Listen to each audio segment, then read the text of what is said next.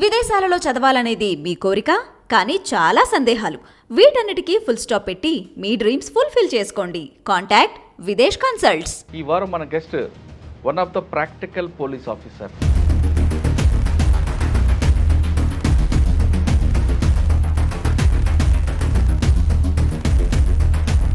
మార్కాపురంలో పనిచేస్తున్నప్పుడు ఎక్కువగా ఒక దోర్నాల్ దగ్గర బస్సు డొక్కేయడం జరుగుతుంది. దోర్నాల్ నాకు ఇప్పటికీ గుర్తుంది. బస్సు డెకాయిటీ అయినప్పుడు దోర్నాల్ ఏరియా అంతా కూడా ఘాట్ ప్రదేశం. ఒక బస్సుని ఆ ఘాట్ ప్రదేశంలో నడపాలంటే సార్ అదే టైంలో మార్కాపురం, ఒంగోలు రౌడీజం అనేది విపరీతంగా ఉండేది. అనకాపల్లి రూరల్ టైంలోనే మనకి బాలరాజ్ ఎమ్మెల్యే గారు కిడ్నాప్ అవడం, ఆ కిడ్నాప్ సందర్భంగా నన్ను మంప పోలీస్ స్టేషన్లో ఆల్మోస్ట్ 4 రోజులు ఉంచారు క్యాంప్లో. సార్ గోదావరి ఖని వెళ్ళారు. ఫస్ట్ ఛాలెంజ్ అప్పటికే గోదావరి ఖని అనేది సికాసాతో. సో నేను వెళ్ళేటప్పటికి 2 నెలల ముందు 2 ఘోరమైన ల్యాండ్ మైన్ బ్లాస్ట్ జరిగింది. సో అక్కడ ఫీల్డ్ సిచ్యుయేషన్ అంతా చదివిన తర్వాత, అంతా చూసిన తర్వాత నాకు అనిపించింది ఏంటంటే సార్ కరీంనగర్లో 15 నెలల తర్వాత గోదావరి ఖని నుంచి కర్నూలు వెళ్ళండి. అక్కడ కూడా ఫ్యాక్షన్ చాలా విపరీతమైన ఫ్యాక్షన్, ఎస్పెషలీ పర్లా అని చెప్పి విలేజ్ ఉండేది.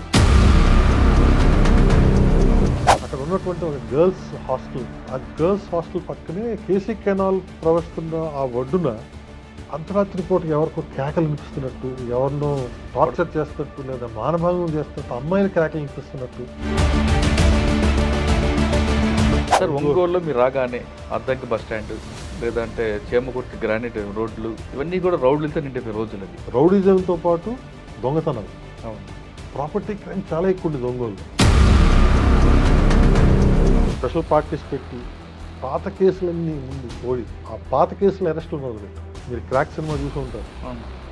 కొన్ని కేసులన్నీ కూడా అందులో తీసుకుని. సో మరి ఒంగోలులోనే అప్పుడు వాగడు సుబ్రహ్మణ్యం గారి హత్య జరిగింది. అవును, మేమున్న టైంలో చీరాల పారిపోయాడంటే ఇంక వెంటాడు ఎస్పీ గారు పర్మిషన్ తీసుకొని చీరాలో పోయింది.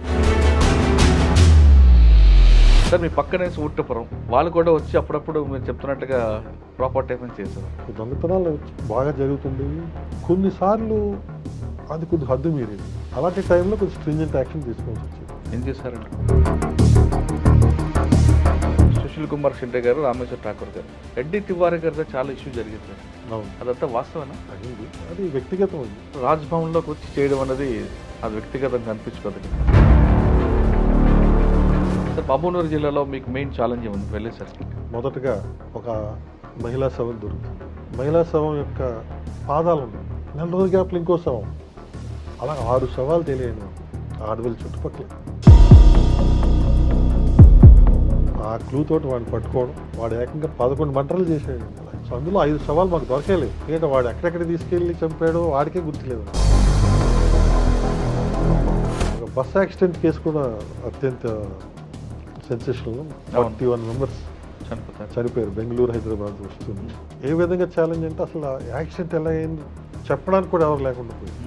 అందరూ పాపం చనిపోయారు. అన్నీ చారైపోయి ఉన్నాయి బాడీస్. సో అక్కడ కూడా చాలా మంచి మంచి కేసులు చేశాను. కానీ ఒకటే ఒక కేసు నేను మెన్షన్ చేయదలిచాను. నా క్లాస్మేట్ మీద నేను స్వయంగా కేసు పెట్టాల్సిన అవసరం రావడం బాధాకర విషయం. సొంత క్లాస్మేట్ ఇంజనీరింగ్లో. సార్ వివేకానంద గారు మర్డర్ కేసు తీసుకుంటే ఎవరు చేసి ఉండొచ్చు? కానీ ముందు నుంచి కూడా మేము తీసుకున్న లైన్ ఆఫ్ ఇన్వెస్టిగేషన్ కరెక్ట్ అని మేము భావిస్తున్నాం. ఆ ఉద్దేశంతో మేము ఫస్ట్ చేసిన అరెస్టులు ఇప్పటికీ నిలబడ్డాం. ఆయన తల వెనుక పెద్ద గొడ్డలుగా గాయాలు కనిపించాయి. అలాగే బాత్రూమ్ కమోడ్ నిండా రక్తం, చుట్టుపక్కలంతా రక్తం. బలవంతమైన చావు, ఒక టార్చర్ చేసి చంపిన చావు. ఇది ఏదో పెద్ద డిస్ప్యూట్ తోటే ఈ హత్య చేశారు.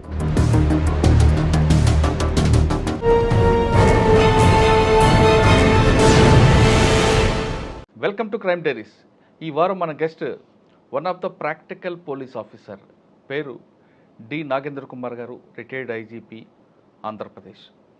నాగేంద్ర కుమార్ గారు డిఎస్పీ నుంచి డిపార్ట్మెంట్కి వచ్చారు, ఐజీగా రిటైర్ అయ్యారు. ఆయన ఎక్కడ పనిచేసినా బుక్స్తో పాటు ప్రాక్టికల్గా అంటే కింద స్థాయి సిబ్బంది చెప్పింది మాత్రం వింటుంటూ, అంటే పైనుంచి ఆదేశాలు ఇవ్వడం కాకుండా కింద ఏం జరుగుతుంది గ్రౌండ్ లెవెల్లో అని చూసుకుంటూ దానికి అనుగుణంగా ఆయన డెసిషన్స్ తీసుకునేవారు. అటువంటి ఆఫీసర్ మీకు పరిచయం చేస్తున్నా. ఆయన ఎక్కువగా మార్కాపురం, ఒంగోలులో రౌడీజాన్ని పూర్తిగా కంట్రోల్ చేసిన ఆఫీసర్.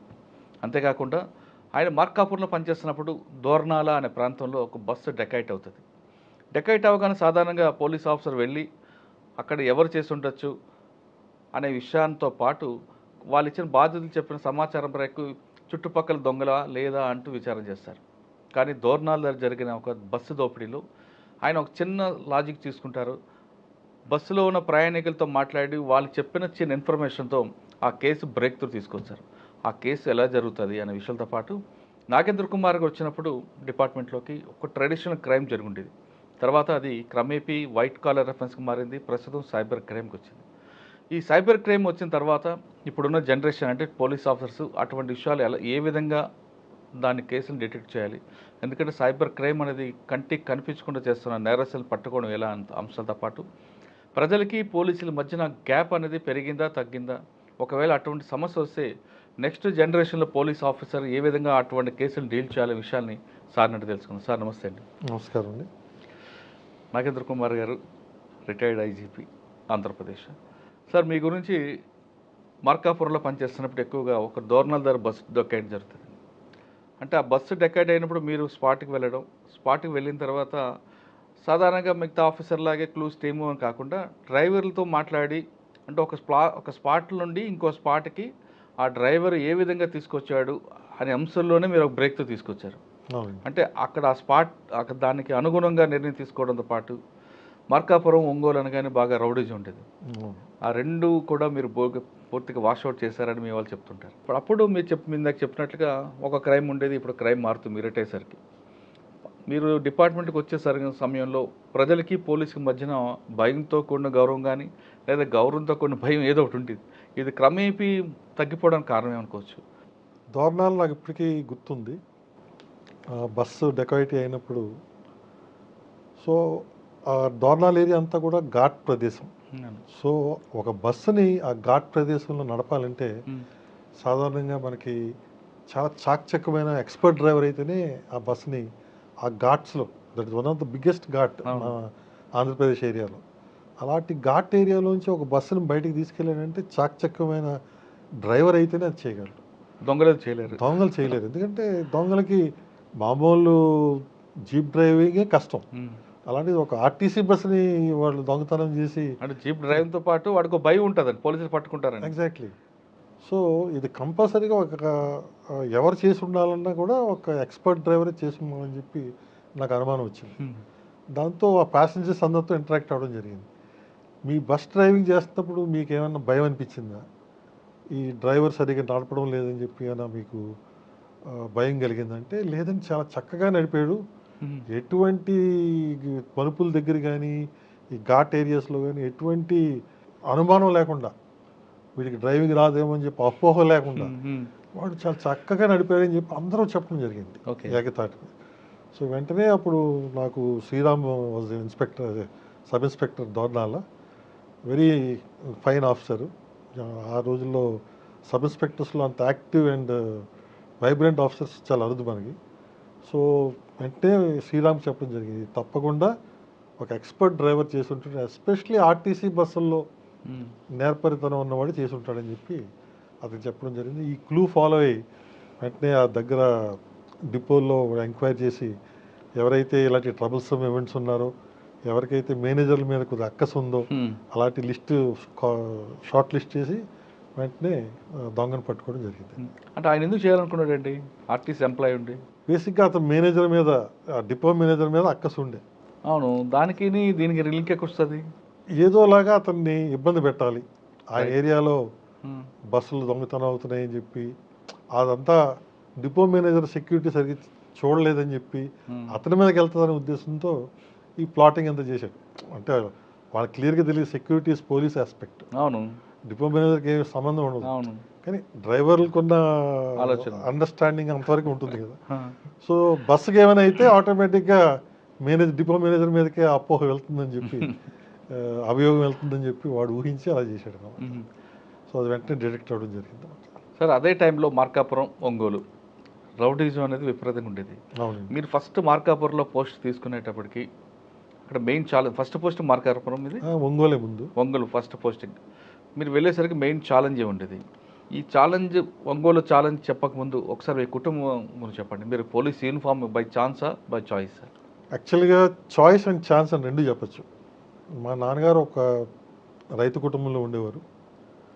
సో ఎక్కడ నేటివ్ ఎక్కడండి? కిర్లంపూడి, ఈస్ట్ గోదావరి జిల్లాలో. సో మాకున్న ల్యాండ్స్ అప్ ల్యాండ్స్. మా పక్కనే ఏలేరు ఛానల్ ఉండేది, కానీ మాకు నీటి వంతు ఉండేది కాదు, ఎందుకంటే అప్ ల్యాండ్ కాబట్టి. సో ఇప్పుడు నాన్నగారు ఏం చేశారంటే ఒక పెద్ద దొరువు గొంతు లాంటిది ఒకటి తవ్వి ఆ ఏలూరు ఛానల్ నుంచి ఒక పైపు కింద నుంచి వేసి నీళ్ళు అందులోకి పంపించి అందులోంచి బోరుతోటి మా వాటరింగ్ చేసాం. ఇది 2 వారాలకు ఒకసారి మనకి ఏలేరు ఛానల్లో వాటర్ వచ్చేదన్నమాట. సో ఈ నీళ్ళు ఎప్పుడైతే మాకు పారుతున్నాయో మా గొంతులోకి, కింద రైతులందరూ అబ్జెక్షన్ చేయడం మొదలుపెట్టి, సో ఇది పెద్ద గొడవ అయింది. అప్పుడు గొడవ అయితే ఆల్మోస్ట్ డిస్ట్రిక్ట్ కలెక్టర్ వచ్చి వరకు వెళ్ళిపోయింది పంచాయతీ. సో డిస్ట్రిక్ట్ కలెక్టర్ రాబోతున్నాడు ఇన్స్పెక్షన్కి, ఆయన డిసైడ్ చేస్తాడు ఈ నీటిని తీసుకెళ్ళొచ్చా తీసుకెళ్ళకూడదా అని. అప్పుడు నాన్నగారు ఆలోచించారు, ఇప్పుడు ఇది ఇలా కానీ ఉంచితే ఆటోమేటిక్గా తీసేయమంటారు. అప్పుడు ఏం చేశారంటే ఈ గొంతులోంచి వాటర్ అంతా మా పొలాల్లోకి తోడించేసి ఆయన వచ్చే టైంకి, కలెక్టర్ గారు వచ్చే టైంకి నీరు రివర్స్లో బయటికి వెళ్ళే విధంగా, ఛానల్లోకి ఫ్లో అయ్యే విధంగా తీసుకొచ్చారు. సో కలెక్టర్ గారు వచ్చారు. సో ఆ రోజుల్లో కలెక్టర్ గారు కిర్లంపూడి విలేజ్ చిన్న విలేజ్, నవ్వు ఇప్పుడైతే మండలేట్ కోట అయింది, కానీ అప్పుడు చిన్న మారుమూల ప్రాంతం. అక్కడ కలెక్టర్ గారు రావడం అంటే ఆ రోజుల్లో పెద్ద అచీవ్మెంటే కాదు, చాలా పండగలా ఉండేది. రోడ్స్ అంతా బ్లీచింగ్ పౌడర్ వేయడం, రోడ్స్ అన్ని నీట్గా చేసేయడం. మొదటిసారి కార్లు అవి కూడా తక్కువ, ఆయన కారులోని జీప్ వెంట తహసీల్దారు, ఆర్డీఓ గారు జీపుల్లో రావడం, ఒక మంది మార్బలం అంతా కలిసి నడుచుకొని ఆ ఊరికి, మా పొలాల దగ్గరికి రోడ్డు లేదు, సో నడుచుకొని వీళ్ళందరూ పెద్ద గుంపుగా వెళ్ళడం, అంతా వెళ్ళి ఇన్స్పెక్ట్ చేయడం. సో కలెక్టర్ గారు చూసి ఈ నీరు బయటికి వెళ్ళే అవకాశం దీని ద్వారానే ఉంది కాబట్టి దీన్ని మనం ఆపలేం, కాబట్టి ఈ తూము ఉండాల్సిందని చెప్పి ఆయన రాసి వెళ్ళిపోతాం. సో నాన్నగారు చాలా ఆశ్చర్యపోయారు. వాటర్ మీకు లేదు కదండి, మరి రివర్స్ రావడం ఏంటి? అంటే వాటర్ ఉండింది అప్పటికి, అంటే మా పొలాల్లో వాటర్ లేదు కానీ ఆ గొంతులోకి వాటర్ చేరుతుంది కదా, ఈ వాటర్ అంతా పొలాల్లోకి తోడారు అనమాట. తోడేస్తే పొలాల్లో ఎక్సెస్ వాటర్ అయిపోతుంది, అది మళ్ళీ రివర్స్గా గొంతులోకి ఫ్లో అవుతుంది అనమాట. సో రివర్స్ ప్రాసెస్ అయింది. అది యాక్చువల్గా మేము వాడుకునేది నీళ్ళు తోడుకొని పొలంలో వేయడానికి. ఇప్పుడు పొలాలన్నీ నీటితో నింపేసాము కాబట్టి అది వేరే వెళ్ళడానికి దారి లేదు కాబట్టి తిరిగి మళ్ళీ గొంతులోకి వచ్చి చారల్లోకి వెళ్తుంది అనమాట. సో ఇది వేస్ట్ వాటర్ ఫ్లో అయ్యే విధంగా ఉంది కాబట్టి వేస్ట్ ఫ్లోర్ పోవడానికి మనం దారి అడ్డకూడదు, దారి అడ్డితే పొలాలు పాడవుతాయి కాబట్టి ఇది ఉండాల్సింది చెప్పి కరెక్ట్గా రాసి. కానీ ఆయనకి తెలీదా ముందే నీరు పంపించారని? తెలియదు కదా.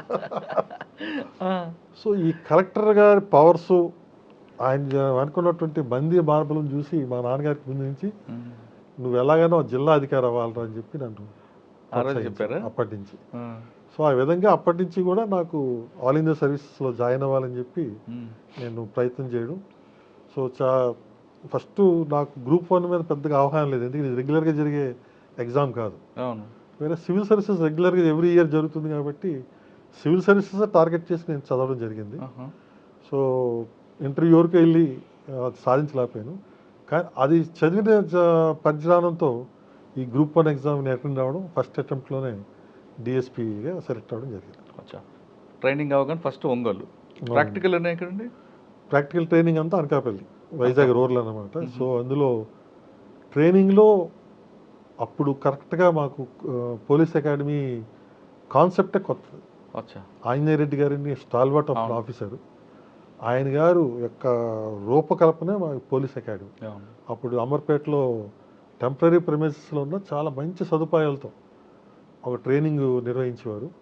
మా ట్రైనింగ్ కూడా సాధారణంగా డిఎస్పీలకి పీటీసీ అమర్పేటలో జరిగేది సబ్ ఇన్స్పెక్టర్లతో పాటు. అలా కాకుండా మాది స్పెషల్ ప్రోగ్రామ్ 96 వీక్స్, అంటే ఇంచుమించుగా 2 సంవత్సరాల ట్రైనింగ్ మాది. మామూలుగా 9 నెలలే జరిగేది, అలాంటిది మాకు 2 సంవత్సరాల ప్రోగ్రాము 9 నెలల అకాడమీలో, మిగతా 13 నెలలు 14 నెలల ప్రాంతం అంతా శాండ్విచ్ ప్రోగ్రామ్. సో 3 నెలలు కానిస్టేబుల్, హెడ్ కానిస్టేబుల్ డ్యూటీస్ చేసి మళ్ళీ ఒక నెల అకాడమీకి వెళ్తాం. ఆ డ్యూటీల్లో చేసే మా లోతుపాతులు ఏమైనా ఉంటాయని సరిదిద్దుకొని మళ్ళీ ఎస్ఐ ఇన్ఛార్జ్కి వెళ్ళాము. ఎస్ఐగా 3 నెలలు చేసి మళ్ళీ అకాడమీకి 1 నెల వచ్చేవాళ్ళం. అక్కడ ఎస్ఐగా పనిచేస్తే వచ్చే లోటుపాట్లన్నీ కూడా వివరించి అది సరిదిద్దుకొని మళ్ళీ ఇన్స్పెక్టర్గా 3 నెలలు, తర్వాత మళ్ళీ అకాడమీకి వచ్చి మళ్ళీ డిఎస్పీగా 1 నెల. ఇలాగ శాండ్విచ్ ప్రోగ్రామ్ అని చెప్పి చాలా బ్యూటిఫుల్ కాన్సెప్ట్ అన్నమాట. చాలా ప్రాక్టికల్గా మంచి అనుభవం వస్తుంది. మన కానిస్టేబుల్ నుంచి మేము డిఎస్పీ ర్యాంక్ వరకు అన్ని విభాగాల్లో మేము పనిచేసి, ఇంక్లూడింగ్ డిస్ట్రిక్ట్ పోలీస్ ఆఫీస్లో విభాగాలు, అలాగే ఏపీపీలతో కోర్టులో విభాగాలు అన్నిటితోటి మాకు ఇంటరాక్షన్ చేసి అంత చక్కగా తరఫీదు ఇచ్చారు. సార్ ఇప్పుడు అదే కాన్సెప్ట్ ఉందా ఇప్పుడు? ఇప్పుడు చాలా వరకు తగ్గించారండి. ఎందుకంటే ఈ శాండ్విచ్ ప్రోగ్రాంలో అప్సెట్ అవుతుంది ప్రోగ్రామ్ అని చెప్పి కొన్ని ప్రాక్టికల్ ప్రాబ్లమ్స్ ఎదురయ్యాయి.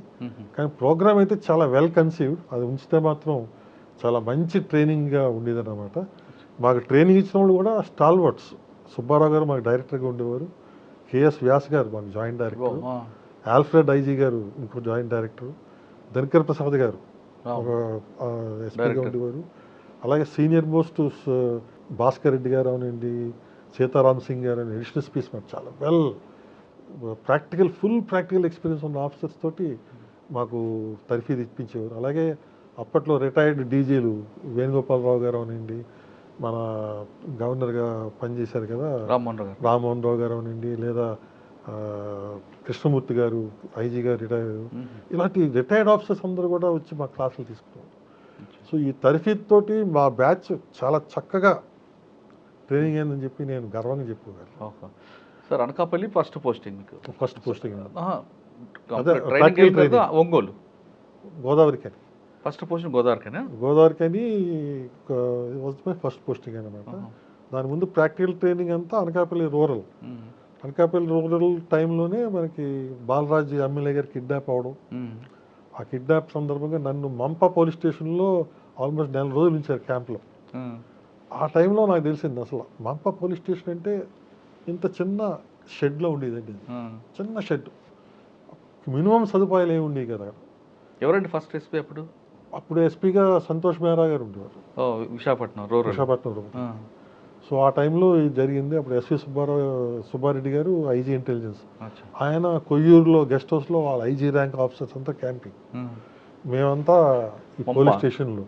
అక్కడి నుంచి మేము ఏపీఎస్పీ తీసుకొని కోమింగ్ ఆపరేషన్స్ కానీ వెళ్ళేవాళ్ళం. సో కానిస్టేబుల్ లెవెల్లో, ఫీల్డ్ లెవెల్లో ఎటువంటి సాధక బాధకాలు ఉంటాయి, వాళ్ళకి అసలు ఫెసిలిటీస్ ఏమి లేకుండా ఎలాంటి క్లిష్ట పరిస్థితుల్లో వాళ్ళు పనిచేయాలని చెప్పి నేను ప్రత్యక్షంగా చూడడం జరిగింది అన్నమాట. సో అది that help me in the course of my work in గోదావరికని. గోదావరికనిలోనే. సార్ గోదావరికనికి వెళ్ళక ముందు మీ నాన్నగారు చెప్పినట్లుగా మీరు యూనిఫామ్ సర్వీస్ ఆఫీసర్ అయ్యారు. మీ ఫాదర్ ఏమన్నారు ఇప్పుడు? బ్యాడ్ లక్ అంటే ఫాదర్ అప్పటికి లేరు. అయ్యో. సో ఆయన 75 సర్వీస్కి వెళ్ళడం కూడా లేరు అప్పటికి లేరు. సో నేను సర్వీస్లోకి వచ్చింది 91లో, ఆయన 76లోనే చనిపోయారు. అయ్యో. మా మదర్ అయితే చాలా సంతోషపడ్డారు. సార్ గోదావరికని వెళ్ళారు, ఫస్ట్ ఛాలెంజ్ అప్పటికే గోదావరికని అనేది సికాసతో చాలా క్లిష్ట పరిస్థితుల్లో వెళ్ళడం జరిగింది. అప్పటికి మీకు ఎస్పీ ఎవరంటే సురేంద్ర బాబు గారు. అప్పుడు ఫస్ట్ నేను వెళ్ళేటప్పటికి రాజీవ్ త్రివేది గారు, తర్వాత త్రిపాఠి గారు, తుషార్ ఆదిత్య త్రిపాఠి, తర్వాత సురేంద్ర బాబు, 3 ఎస్పీలు మారారు. సో నేను వెళ్ళేటప్పటికి 2 నెలల ముందు 2 ఘోరమైన ల్యాండ్ మైన్ బ్లాస్ట్ జరగడం జరిగింది. రెండిట్లో ఒక దాంట్లో సుమారుగా 9 మంది, ఒక దాంట్లో 13 మంది మా పోలీస్ సిబ్బంది పాపం కాలం చెల్లారు. అలాంటి పరిస్థితుల్లో నేను గోదావరికని వెళ్ళడం జరిగింది. సో అక్కడ ఫీల్డ్ సిచ్యుయేషన్ అంతా చదివిన తర్వాత, అంతా చూసిన తర్వాత నాకు అనిపించింది ఏంటంటే, అప్పటి ఉన్నటువంటి ఈ నక్సలిజం కంట్రోల్ చేయాలంటే అట్లీస్ట్ మన సైడ్ నుంచి ఎటువంటి క్యాజువాలిటీస్ రాకుండా డిమారలైజ్ అవ్వకూడదు మన ఫోర్స్. ఆ ఉద్దేశంతో ముందుకెళ్ళడం జరిగింది. అది చేయాలంటే ఎప్పుడూ మనం అఫెన్స్లోనే ఉండాలి. డిఫెన్స్లో మనం పడ్డామా వాళ్ళు అఫెన్స్లోకి వస్తారు. సో ఆ పద్ధతిలోనే రెగ్యులర్గా కోమింగ్ ఆపరేషన్స్ పెట్టడం, మంచి ఇన్ఫర్మేటివ్ నెట్వర్క్ తోటి చేసి చాలా చక్కగా ఆర్గనైజ్ చేసేవాళ్ళం. సుమారుగా నేనున్న 15 నెలల్లో సుమారుగా 13 ఎక్స్చేంజెస్ ఆఫ్ ఫైర్ జరగడం జరిగింది. మా సైడ్ నుంచి ఎటువంటి క్యాజువాలిటీస్ లేకుండా మేము బయటపడ్డాం. సార్ ఏరియా డామినేషన్ కోసం మీరు ఏం చేసేవారండి? అదే నేను చెప్తున్నాను కదా, ఇటువంటి ఇన్ఫర్మేషన్ తీసుకొని 4 పక్కల నుంచి ఆపరేషన్స్ కండక్ట్ చేయడం. సో దానికి మా సొంతంగా ఏఆర్లో ట్రైన్ ఫోర్స్ ఉండేది, అలాగే గ్రే హౌండ్స్ అప్పటికి బ్రహ్మాండంగా తరిఫీదైన ఉండేది. ఇంకో పక్కన మా ఏరియాలోని బిఎస్ఎఫ్ సిఆర్పిఎఫ్ దళాలు కూడా క్యాంప్లో ఉండేవి. సో ఈ అన్ని దళాల్ని మిళితం చేయకుండా వేరు స్పెషలైజ్డ్గా పంపించేవాళ్ళం. సో మిళితం చేస్తుంటే ఒకరికొకరు కోఆర్డినేషన్ ప్రాబ్లమ్స్ ఇవన్నీ వచ్చి అప్పట్లో తప్పిదాలు జరిగాయి. అలా కాకుండా ఎవరి ఏరియా స్పియర్ ఆఫ్ ఆపరేషన్ వాళ్ళకు ఉండేటట్టు, ఎవరు స్పెషలైజ్డ్ ఏరియా వాళ్ళు తీసుకునే విధంగా, ఎవరికి డామినేషన్ ఈజీగా చేయగలరో అలాంటి ఏరియా వాళ్ళు తీసుకునే విధంగా చేసి చాలా పగడబందీగా చేయడం జరిగింది. సార్, మీరు పనిచేసిన టైంలో సెంట్రల్ గవర్నమెంట్ సంబంధించి సిఆర్పిఎఫ్ వాళ్ళు అవునండి, లోకల్ పోలీసుల్ని మాట వినకుండా ఒక దగ్గర వెళ్ళి ఒక బ్లాస్ట్ అవుతుంది. ఆ ఇష్యూ గుర్తుందా మీకు? అది యాక్చువల్గా నేనున్నప్పుడు జరగలేదు. నేను వచ్చేసిన ఇమీడియట్గా పంజాబ్ కమాండర్స్ వచ్చారు. అవును, ఎలక్షన్స్ టైం తర్వాత జరిగింది. ఇమీడియట్గా నేను ట్రాన్స్ఫర్ అయిన 2 నెలల్లోనే మళ్ళీ జరిగింది. నా 15 నెలల టైంలో దేవుడి దయ వల్ల అవనండి, లేకపోతే మా కృషి వల్ల అవనండి, మొత్తానికి 15 monthsలో we had no blast. So నేను వచ్చేసిన 2 నెలల్లోనే పంజాబ్ కమాండర్స్ ఆ మాధవపూర్ ఏరియాలో చెప్పింది వినకుండా ట్రాక్టర్లో వాళ్ళు ప్రయాణించడం, అది బ్లాస్ట్ జరగడం, వాళ్ళు చనిపోవడం జరిగింది. సార్, మీరు కిర్లంపూడి నుంచి ప్రయాణం చేశారు కరీంనగర్ జిల్లాకి. అప్పటికే కరీంనగర్ అనేది రగులుతుంది. ఎస్. మీ పేరెంట్స్ కానీ మదర్ కానీ ఫ్యామిలీ కానీ వద్దు అనలేదా అటువంటి ప్రాంతాలకు వద్దు అనేది? లేదండి, బేసిక్గా వాళ్ళు పోలీస్ ఫోర్స్లో జాయిన్ అవుతే మీరు ఒక జిల్లా అధికారి స్థాయికి ఎదుగుతారు. సో దాని విధంగా ప్రజలకి చేరువై మంచి సేవ చేయగలుగుతారు.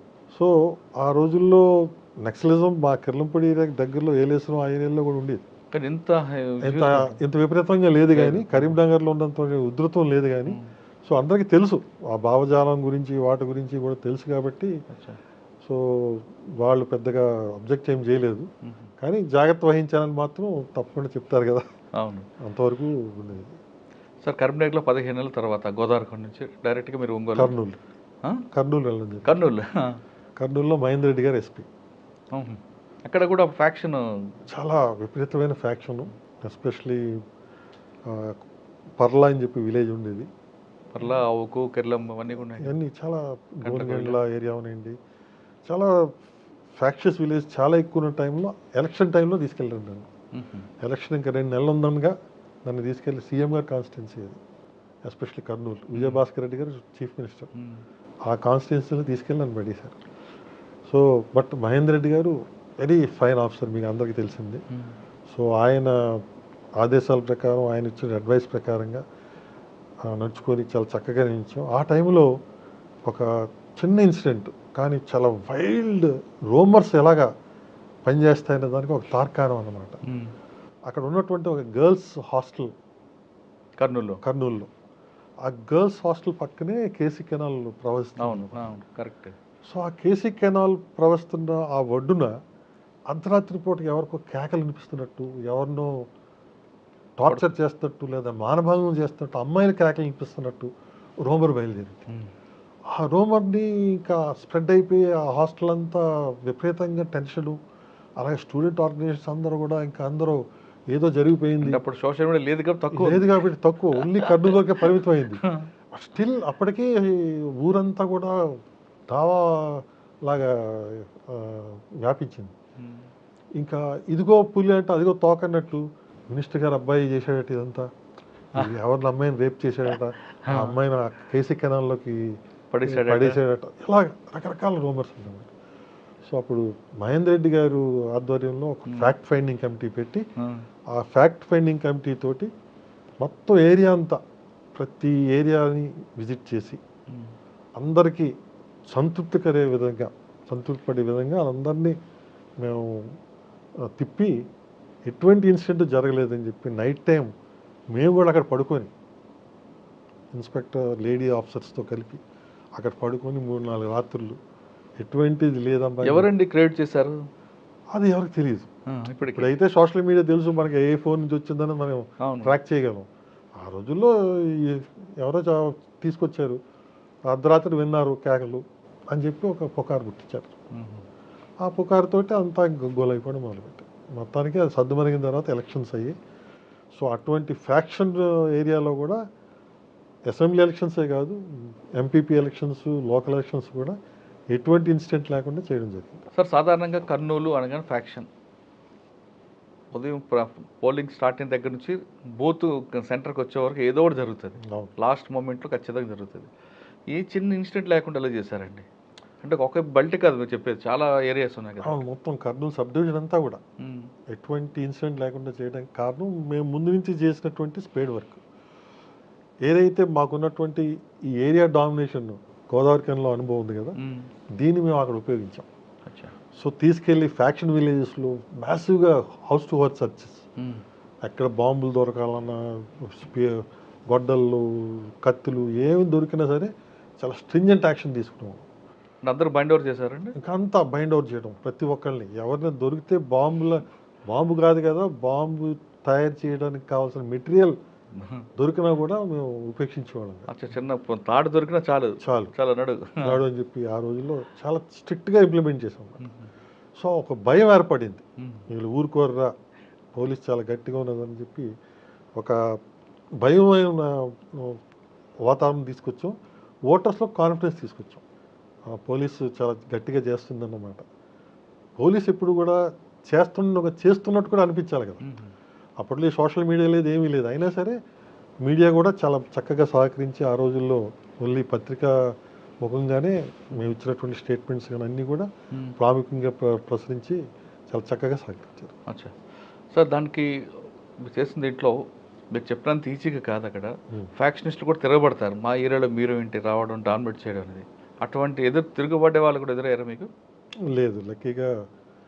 ఎందుకంటే మేము ముందుగానే ఊహించి, సాధారణంగా ఒక ఓటు నామినేషన్ వేయడానికి భయపడే సందర్భం కదండి అది. కరెక్టే. ఎక్కడంటే ఎప్పుడు కూడా మనం చిన్న పాము అయినా సరే పెద్ద కర్రతోటి కొట్టాలి, ఆ సూత్రం ఇది, ఆ సూత్రమే. సో ఎప్పుడు కూడా సఫిషియెంట్ ఫోర్స్ తోటి వెళ్ళేవాళ్ళం. మన దగ్గర ఫోర్స్ కానీ లేదు, మనం కొద్దిగా వీక్గా ఉన్నామని కానీ అనిపిస్తే తప్పకుండా తిరగబడతారు. ఎప్పుడైనా ఇద్దరు ముగ్గురు వెళ్ళి ఎట్టి పరిస్థితుల్లో సెర్చ్ చేయమని చెప్పేవాడు, కానీ కంపల్సరీగా ఫుల్ ఫ్లెడ్జ్డ్ ఫోర్స్ తోటి వెళ్ళేవాడు. వెళ్ళి అండ్ మంచి కమాండింగ్ ఆఫీసర్స్ ఎవరన్నా సరే అలా తిరగబడే రకం ఉంటే వాళ్ళని కన్విన్స్ చేయగల వాక్చాతుర్యం ఉన్న ఆఫీసర్స్ కూడా పెట్టుకునేవాళ్ళం గ్రూప్లో. సో ఏమైనా అవసరం అయితే వాడిని పక్కకి తీసుకెళ్ళి వాడిని సర్ది చెప్పి ఏదో చెప్పడం అంటే మాటలతోనా కర్రలతోనా ఎలాగైనా కావచ్చు. సో అన్ని రకాల ఉపాయాలు ఉంటాయి కదా. సో సామధాన దండోపేదాలు అంటూ, సో ఆ విధంగానే చేసేవాళ్ళం. ఆ టైం మాకేంటంటే ధైర్యం మహేందర్ రెడ్డి గారు ఎటువంటి పరిస్థితుల్లో మమ్మల్ని సపోర్ట్ చేస్తారు. అండ్ మా కొలీగ్స్ కూడా ఆ టైంలో యోగానంద్ గారు మా సీనియరు, అక్కడ రఘురామారావు గారు మా బ్యాచ్మేటే, ఇప్పుడు ప్రజెంట్ డీజీ గారు రవిగుప్తా గారు ఆదోనిలో ఉండేవారు. అంతా డైరెక్ట్ ఆఫీసర్స్ ఉండేవాళ్ళు, ఒక టీం వర్క్తో పనిచేసేవాళ్ళు. సో అందువల్ల చాలా చక్కగా ఏ పనైనా సరే సాధించగలిగాం. ఓకే, కర్నూలు తర్వాత అండి? కర్నూలు తర్వాత మీరు అన్నటువంటి ఒంగోలు సార్. సో సార్ ఒంగోలులో మీరు రాగానే మీకు Addanki bus stand, Chirala road, లేదంటే చేమకుర్తి గ్రానైట్ రోడ్లు, ఇవన్నీ కూడా రౌడీలతో నిండిపోయే రోజులు అవి. ప్రతి రౌడీ వెనుక ఒక పొలిటీషియన్ ఉండేవాడు, ఏదో పార్టీ ఏమని. దాన్ని ఎలా హ్యాండిల్ చేశారండి? ఇదేనండి పద్ధతి, బేసిక్గా బైండింగ్ ఓవరే. కానీ మీరు చెప్తున్న మిగతా ప్రాంతాలకి ఒంగోలుకి డిఫరెంట్, చాలా డిఫరెన్స్ ఉంటుంది. ఇక్కడ ఉన్న ఇంకో అత్యంత పెద్ద సమస్య ఏమిటంటే రౌడీజంతో పాటు దొంగతనాలు. అవును, ప్రాపర్టీ క్రైమ్ చాలా ఎక్కువ ఉండేది ఒంగోలులో. స్టాఫ్ చూస్తే షార్టేజ్, స్టాఫ్ కనిపించదు. అండ్ ఒంగోలు జిల్లాలో ఉన్న ప్రత్యేకత ఏంటంటే మార్కాపూర్ ఏరియా సిబ్బందిని కానీ ఒంగోలుకి పోస్టింగ్ ఇస్తే వాళ్ళు రారు, రిపోర్ట్ చేస్తారు. వాళ్ళకి ఎందుకనో ఆ వాతావరణం కానీ ఏమి వాళ్ళకి సరిపడదనో ఎందుకనో టౌన్ ఏరియా రావడానికి ఏముంది, రారండి. అలాగే ఒంగోలు ఏరియా వాళ్ళని మీరు మార్కాపురం పోస్ట్ చేస్తే వాళ్ళు అక్కడ ఉండలేరు. సో ఏ ఏరియా వాళ్ళు ఆ ఏరియాలోనూ ఉండేవాళ్ళు అనమాట. చీరాల ఏరియా వాళ్ళు ఇటు వచ్చేవాళ్ళు. సో 3 ఏరియాల కింద ఉండిపోయి చీరాల వాళ్ళు రాలేదంటే అర్థం చేసుకోవచ్చు, ఇక్కడ డబ్బులు వస్తాయని. మార్కాపురం రావడానికి వచ్చేవాళ్ళు కాదండి. మార్కాపురం ఏరియా వాళ్ళు ఎవరిని పోస్ట్ చేసిన కిందకి చీరాల వైపు కానీ ఒంగోలు కానీ వాళ్ళు వచ్చేవాళ్ళు కాదు. సో కందుకూరు, కనిగిరి, గిద్దలూరు, మార్కాపురం, ఎర్రగొండపాలెం ఈ ఏరియాస్ అన్నీ ఒక బెల్ట్ లాగా ఉంది. ఈ కింద ఉన్నటువంటి ఒంగోలు, చీరాల, మన సింగరాయకొండ ఏరియాస్ అన్నీ ఒక coastal areas. So coastal area సిబ్బంది ఎవరు కూడా ఇటు రావడానికి ఇష్టపడేవారు. అప్పటికి వాళ్ళని ఒప్పించి నెమ్మదిగా ఎస్పీని బతిమాలుకొని, ఎవరండి ఎస్పీ అప్పుడండి? అప్పుడు ఫస్ట్ మాకు అంజనీ కుమార్ గారు, ఆహా. తర్వాత కేఆర్ఎం కిషోర్ కుమార్ గారు, తర్వాత హసన్ రజా గారు, ఓకే. ముగ్గురు ఎస్పీల దగ్గర పనిచేశారు. సో వాళ్ళని బతిమాలి నెమ్మదిగా డెప్యుటేషన్ మీద, పర్మనెంట్ పోస్టింగ్ కాకపోయినా డెప్యుటేషన్ మీద సిబ్బంది తీసుకురావాలని చెప్పి, సో ఆ సిబ్బందితోటి మేము పెట్రోలింగ్ బీట్స్ నిర్వహించి రెగ్యులర్ సిబ్బందిని రౌడీజమే పెట్టాం. మ్మ్. స్పెషల్ పార్టీస్ పెట్టి పాత కేసులన్నీ ముందు తోడి ఆ పాత కేసులు అరెస్టులు మొదలుపెట్టాం. పాత కేసులన్నీ అపరిష్కృతంగా ఉంచేసేవారు. మ్మ్. దానివల్ల వీళ్ళు రౌడీజంలో ధైర్యం పెరిగిపోయేది, మమ్మల్ని ఏం చేయలేరని. మ్మ్. అలాంటిది లేకుండా పాత కేసులన్నీ కూడా తిరిగి తోడి, మీరు క్రాక్ సినిమా చూసి ఉంటారు, అవును. కొన్ని కేసులన్నీ కూడా అందులో తీసినవే. టైగర్ నాగేశ్వరరావు ఎదురయ్యాడండి మీకు అప్పట్లో? ఇంకా పేర్లు వద్దులండి. మొత్తానికి ఇవన్నీ కూడా ఆ కేసులన్నీ తోడి వాళ్ళందరినీ లోపలేసి స్ట్రిక్ట్ యాక్షన్ తీసుకోవడం ద్వారా ఆ టైంలో కూడా పీడీ యాక్ట్ మొదటిసారి ప్రయోగించాం. సార్ వాళ్ళని తీసుకొచ్చారు, పీడీ యాక్ట్ పెట్టారు, కానీ ప్రతి రౌడీ వెనక ఒక పొలిటీషియన్ ఉండేవాడు అక్కడ. అవును, మరి వాళ్ళ నుంచి ప్రెజర్ రాలేదు మీకు? రాలేదు. మేము లక్కీగా ఏంటంటే ఇట్స్ లీడర్షిప్ అండి. మీకు రౌడీజం నిర్మూలించాలని చెప్పి లీడర్షిప్ ఉండాలి. లీడర్షిప్ అంటే ఎవరు? ఎస్పీ మా ఎస్పీ గారు, మా డిఐజీ గారు, మా డీజీ గారు, దొరగారు డీజీ. సో దొరగారు is a great team leader. So ఆయన సూచనలు, అలాగే ఏకే ఖాన్ గారు మాకు DIG, very fine officer. So వీళ్ళ సూచనలు మాకు వెన్ను తట్టి ధైర్యాన్ని ఇచ్చింది. మీరు ముందుకెళ్ళండి, ఏమైనా సరే మేము చూసుకుంటాం. సో లోకల్ పొలిటీషియన్స్ చాలా స్ట్రాంగ్ పొలిటీషియన్స్ ఉండేవారు ఆ టైంలో. మాగుంట సుబ్బరామరెడ్డి గారు, తర్వాత కర్ణం బలరాం గారు ఒక పక్కన, గొట్టుపాటి నరసింహ. హనుమంతరావు గారు ఒక పక్కన. సో స్టాల్వర్డ్స్ ఆ టైంలో పొలిటీషియన్స్ ఒంగోలు చూస్తే. బట్ స్టిల్ వాళ్ళు ఎవరు కూడా మా జోలికి వచ్చి రాకుండా మమ్మల్ని షీల్డ్ చేసే ఘనత అయితే మా ఆఫీసర్. యూనిట్ ఆఫీసర్ తీసుకున్నారు. సో మరి ఒంగోలులోనే అప్పుడు మాగుంట సుబ్బరామరెడ్డి గారి హత్య జరిగింది. అవును. మేమున్న టైంలోనే. సో మిట్ట మధ్యాహ్నం మేము లంచ్కి వెళ్ళిపోయి అందరం. లంచ్ చేస్తున్న టైంలో ఈ వార్త వచ్చింది నాకు. సో అప్పటికప్పుడు ఇమీడియట్గా యూనిఫామ్ వేసుకొని, వెపన్స్ కూడా లేవు మా దగ్గర. సో చీరాల వైపు పారిపోయాడంటే అప్పుడు ఇమీడియట్గా నేను జీప్ వేసుకొని, గన్మెన్ కూడా వెపన్ లేదు, గన్మెన్ కూడా డిపోజిట్ చేసి వచ్చాడు. అయినా సరే గన్ అవసరం లేదు పదరా అని చెప్పి తీసుకొని ఇంక చీరాల వైపు పారిపోయాడంటే ఇంక వెంటాడు. ఎస్పీ గారు పర్మిషన్ తీసుకొని చీరాల వైపు వెళ్ళాం. నేను, గన్మెన్, డ్రైవర్ ముగ్గురమే వెళ్తే చిన్నగంజాం దగ్గర వెహికల్ అబాండన్ చేసాడు, తిరగబడిపోయి ఉంది. సో వీడు కంపల్సరీగా రైల్వే స్టేషన్కి ఈ వెహికల్ వెళ్ళిపోయిందంటే ట్రైన్ ఎక్కడానికి వెళ్ళి ఉంటారని చెప్పి చిన్నగంజాం రైల్వే స్టేషన్ దగ్గరికి వెళ్ళాం. అప్పుడు లక్కీగా అక్కడ పోర్టర్స్ వాళ్ళు, ఎవడో కొద్దిగా రక్తం మార్కులు ఉన్నాయండి, వాడు అలా నడుచుకుంటూ పోతున్నాడు, మ్యాంగో తోప్స్, మ్యాంగో ప్లాంటేషన్స్ ఉన్నాయి, జీడిబాబు తోటలన్నీ, అందులోకి వెళ్ళారని చెప్పాడు. సో నాకు అర్థమైంది, అయితే ఇది చాలా చాకచక్యంగా పట్టుకోవాలి వీళ్ళు. వీడు ఇటు వెళ్ళినట్టు మాకు క్లూ అయితే వచ్చింది. సో అప్పుడు చుట్టుపక్కల విలేజెస్ వాళ్ళందరికీ కౌరు పెట్టాం. కౌరు పెట్టి వాళ్ళందరినీ మొబిలైజ్ చేసాం. ఇలా హత్య జరిగింది సుబ్బరామరెడ్డి గారిది, మన ఎంపీ గారిది, వీడు ఈ చుట్టుపక్కల తోపుల్లో దాంకొని ఉన్నాడు, చాలా జాగ్రత్తగా, వాడి దగ్గర తుపాకీ ఉంది, చాలా జాగ్రత్తగా మనం చుట్టుముట్టి వాడిని పట్టుకోవాలని వాళ్ళందరినీ మొబిలైజ్ చేసి చుట్టుముట్టి వాడిని పట్టుకోవడం జరిగింది. పంతం గణేష్ని అలాగా పట్టుకోవడం జరిగింది. గణేష్ పబ్లిక్కే పట్టుకొని మాకు చెప్పారు. సో వాడిని తీసుకొచ్చి అది చీరాల జ్యూరిడిక్షన్ అవ్వడం జరిగింది. సో చీరాల జ్యూరిడిక్షన్లో వాడిని ఇమీడియట్గా అప్పచెప్పి, ఈలోపు ఇక్కడ లా అండ్ ఆర్డర్ ప్రాబ్లం వస్తుందని ఒంగోలు అర్జెంటుగా వాపసు వచ్చామని నేను వచ్చేయడం జరిగింది. కానీ చీరాల వరకు రావడానికి, రైల్వే చీరాల వైపు రావడానికి కారులో వస్తుంటాడు ఆయన. అవును. కానీ అక్కడ పోలీస్ సరంగా లేకపోవడం, పోలీసు ఉండబట్టి వాళ్ళు కళ్ళగప్పొచ్చని చెప్తుంటాడు ఆయన. అంటే మీరు అన్నది కరెక్టే, ఎందుకంటే అది లంచ్ టైం. లంచ్ టైం తర్వాత యూజువలీ ద వీకెస్ట్ పాయింట్ మా పోలీస్ డిపార్ట్మెంట్లో ఇప్పుడు సరిదిద్దుతున్నారు చాలా వరకు. లంచ్ తర్వాత ఈవినింగ్ 4 వరకు మధ్య గ్యాప్, ఎందుకంటే మధ్యాహ్నం కంపల్సరీ అందరూ రెస్ట్లో ఉంటారు. ఓన్లీ చిన్న చిన్న పోలీస్ స్టేషన్లు అయితే ఓన్లీ సెంట్రీయే ఉంటాడు డ్యూటీ. అలాగే తెల్లవారుజామున ఆఫ్టర్ 5 to మార్నింగ్ 8 బీట్లన్నీ క్లోజ్ అయిపోతాయి. పోలీస్ స్టేషన్కి వెళ్ళి బీట్ పుస్తకాలు ఇచ్చేస్తారు. పోలీస్ అన్న వాళ్ళు కనపడతారు except sentry in the police station. So these are the weak times. అదే టైంలో మనకి ఆ టైంలో నక్సలైట్లు అటాక్లు కానీ, తెల్లవారుజామున పోలీస్ స్టేషన్ అటాక్లు జరిగేవి. ఆ టైంలోనే చాలామందికి దొంగలు తప్పించిపోవడం జరగడం, ఇలాంటివన్నీ కూడా జరిగేది ఈ టైమ్స్లోనే. సో ఈ టైంలో వాడు ఆ రూట్ తీసుకోవడంలో అన్ని చిన్న పోలీస్ స్టేషన్, నాగలపులపాడు కానీ, చినగంజాం పోలీస్ స్టేషన్, ఇన్ని చిన్న చిన్న పోలీస్ స్టేషన్స్. స్టేషన్లోనే ఉన్న సెంట్రీ, మరి రోడ్డు మీద చెక్ పాయింట్ ఎవరు పెడతారు? కష్టం. సో అప్పటికి సెట్లో అందరికీ ఇన్ఫార్మ్ చేసిన, సో రోడ్డు మీద చెకింగ్ అనేది జరగలేదు. సో వాడు చెప్పింది వాస్తవం. సో అందుకని నేను అది తెలిసే నేను వెంటనే వెంటాడడానికి వెళ్ళడం జరిగింది. సో నేను ఆ స్పాట్లో తీసుకున్న డెసిషన్ వల్ల అది వాడు దొరికిబట్టే కదా మీకు లీడ్ వచ్చింది. కాకపోతే ఆ రోజు అది ఆపోజింగ్ పార్టీ అయినటువంటి తెలుగుదేశం మీద వెళ్ళి చాలా పెద్ద గొడవలు అవి. కరెక్ట్. ఇమ్మీడియట్గా పట్టుకోవడం వల్లే అది పలానా వాళ్ళు చేశారని బయటకు వచ్చింది. కానీ ఎందుకు చేశారండి? యాక్చువల్గా వాళ్ళ ఉద్దేశం ఏంటంటే కిడ్నాప్ చేద్దాం, చంపాలని కాదు, చంపాలని ఉద్దేశం లేదు వాళ్ళకి. కిడ్నాప్ చేద్దాం టైంలో గన్మ్యాన్ ఉన్నాడు కదా, గన్మ్యాన్ ఫైర్ ఓపెన్ చేయడంతో ఎక్స్చేంజ్ ఆఫ్ ఫైర్ అయింది. ఆ టైంలో ఇది జరగడం. సార్ ఒంగోలు రౌడీజం కంట్రోల్ అయింది అంటే బాగా తన్నేవారా? మరి అంతే కదా మనం. సార్ మీ పక్కనే ఊట్టపురం, వాళ్ళు కూడా వచ్చి అప్పుడప్పుడు మీరు చెప్తున్నట్టుగా ప్రాపర్టీ అఫెన్స్ చేసేవారు. చాలా అండి.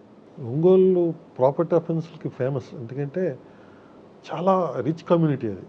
ఎందుకంటే చేపల చెరువులు అవనండి, టొబాకో వలన గ్రానైట్స్ వలన అవనండి, చాలా. And it's very good trade centre. ఆ రోజుల్లో సినిమా బిజినెస్ కూడా ఆ ఏరియా నుంచి ఎక్కువ జరిగేది. ప్రొడక్షన్, సినిమా యాక్టర్లు గిరిబాబు గారు వీళ్ళందరూ అక్కడి నుంచే, వీళ్ళందరూ అక్కడి నుంచే. సో చాలా రిచ్ కమ్యూనిటీ ఉండేది. అందుకే అలాగే చీరాల ఏరియా కూడా చాలా ఫేమస్. అంత వస్త్ర వ్యాపారంకి ఆ రోజుల్లో చాలా పెద్ద సెంటర్ అది. వీటి వల్ల ఈ ఏరియా అంతా కూడా చాలా రిచ్గా ఉండడం వల్ల ఆటోమేటిక్గా గోల్డ్ వాల్యుబుల్స్ ఎక్కువ ఉంటాయి. ఆ రోజుల్లో ఎంత లాకర్స్ ఫెసిలిటీలు కానీ ఇలాంటివన్నీ అందుబాటులో ఉండేవి కావు. ఇక్కడ అందరు ఇళ్లలోనే పెట్టుకున్నారు. సో ఆటోమేటిక్గా దొంగతనాల దృష్టి వీళ్ళ మీద ఉండేది. సో దొంగతనాలు బాగా జరుగుతుండేవి. వాళ్ళు పట్టుకునేవాళ్ళం, కేసులు పెట్టేవాళ్ళం, వాళ్ళు వెళ్ళేవాళ్ళు, మళ్ళీ బెయిల్ మీద వచ్చేవాళ్ళు. ఇంకా it use to be a process. So కొన్నిసార్లు అది కొద్ది హద్దు మీరేది. దొంగతనాలు చేసి వెళ్ళిపోతే పర్లేదు, కానీ కొన్ని అకృత్యాలకు కూడా పాటుపడేవాళ్ళు. అలాంటి టైంలో కొద్ది స్ట్రింజెంట్ యాక్షన్ తీసుకోవాల్సి వచ్చేది. ఏం చేశారండి? ఇంకా వాళ్ళని ఏదో విధంగా శిక్షించాలి కదా. సో తప్పకుండా ఒక పరిస్థితిలో కొంతమందిని ఎలిమినేట్ చేయాల్సిన అవసరం వచ్చేది. అంటే వాళ్ళు రేపు కూడా చేసేవారు కదా? అవును. ఎంతమంది అండి ఆ విధంగా అప్పట్లో? 4-5 ఉండేవారండి. ఎలిమినేట్ అయ్యారు. సరే ఒంగోలు తర్వాత మీరు మార్కాపురం. అవునండి. ఎందుకంటే ఒంగోలు రౌడీజం కంట్రోల్ అయింది, మార్కాపురం ఇస్తారా? కానీ మార్కాపురం వెళ్ళేసరికి మీకు ఒకవైపు రౌడీజం, మరోవైపు ఎస్టివిజం, పైన దోరణాల అదంతా కూడా ఉంటుంది. ఈ రెండు సమస్యలు ఎలాగ మీరు బ్యాలెన్స్ చేస్తారండి? సో రౌడీజం మీద ఆల్రెడీ నాకు ఒంగోలులో అనుభవం ఉంది కాబట్టి, సో సేమ్ అదే పద్ధతుల్లో. అంటే మీ పేరు ముందే వెళ్ళి కూర్చుంది అక్కడ కదా మరి. ఆ ఉద్దేశంతో అప్పుడు డీజీ గారు కానీ వాళ్ళందరూ కూడా సెలెక్ట్ చేసి అక్కడ పెట్టడం జరిగింది. అలాగే నాకు గోదావరికైనా ఎక్స్పీరియన్స్ ఉంది కాబట్టి నక్సలిజం మీద కూడా అవగాహన ఉందని చెప్పి 2 క్రోడీకరించి అక్కడ నన్ను పోస్ట్ చేయడం జరిగింది. సో నేను వెళ్ళిన మొదట్లోనే వైచర్లోపల్లి అని చెప్పి గ్రామం ఉండేది దోర్నాల్లో. ఆ ప్రెసిడెంట్ హత్య చేయబడతాడు నక్సల్తో. సో అప్పుడు మా మీద విపరీతమైన ప్రెషర్, ఎలాగైనా సరే వాళ్ళని పట్టుకోలేము. సో నక్సల్స్తో పాటు వాళ్ళకి అత్యంత సన్నిహితుడిగా ఆ రోజుల్లో మిలిటెంట్గా వ్యవహరించేవాడు జంకే రామిరెడ్డి. సో వాడిని పట్టుకుంటే చాలా వరకు ఆ ఏరియాలో సర్దుమరుగుతుంది. సో వాడు ఉండేది చిన్న చెర్లోపల్లి ఏరియాలో. అక్కడి నుంచి వచ్చి దాడులు చేస్తుంటాడని చెప్పి అప్పుడు సమాచారం. అప్పుడు దోర్నాల్ ఎస్ఐగా ప్రవీణ్ ఉండేవాడు. తర్వాత ఆయన సబ్సిక్వెంట్ రిజైన్ చేసి లెక్చర్గా వెళ్ళిపోయారు. సో వెరీ నైస్ ఆఫీసర్ ఆయన కూడా. సో ఆ టీం తీసుకొని, అప్పటికే గ్రే హౌండ్స్ అంత వచ్చేంత టైం కూడా మాకు లేదు.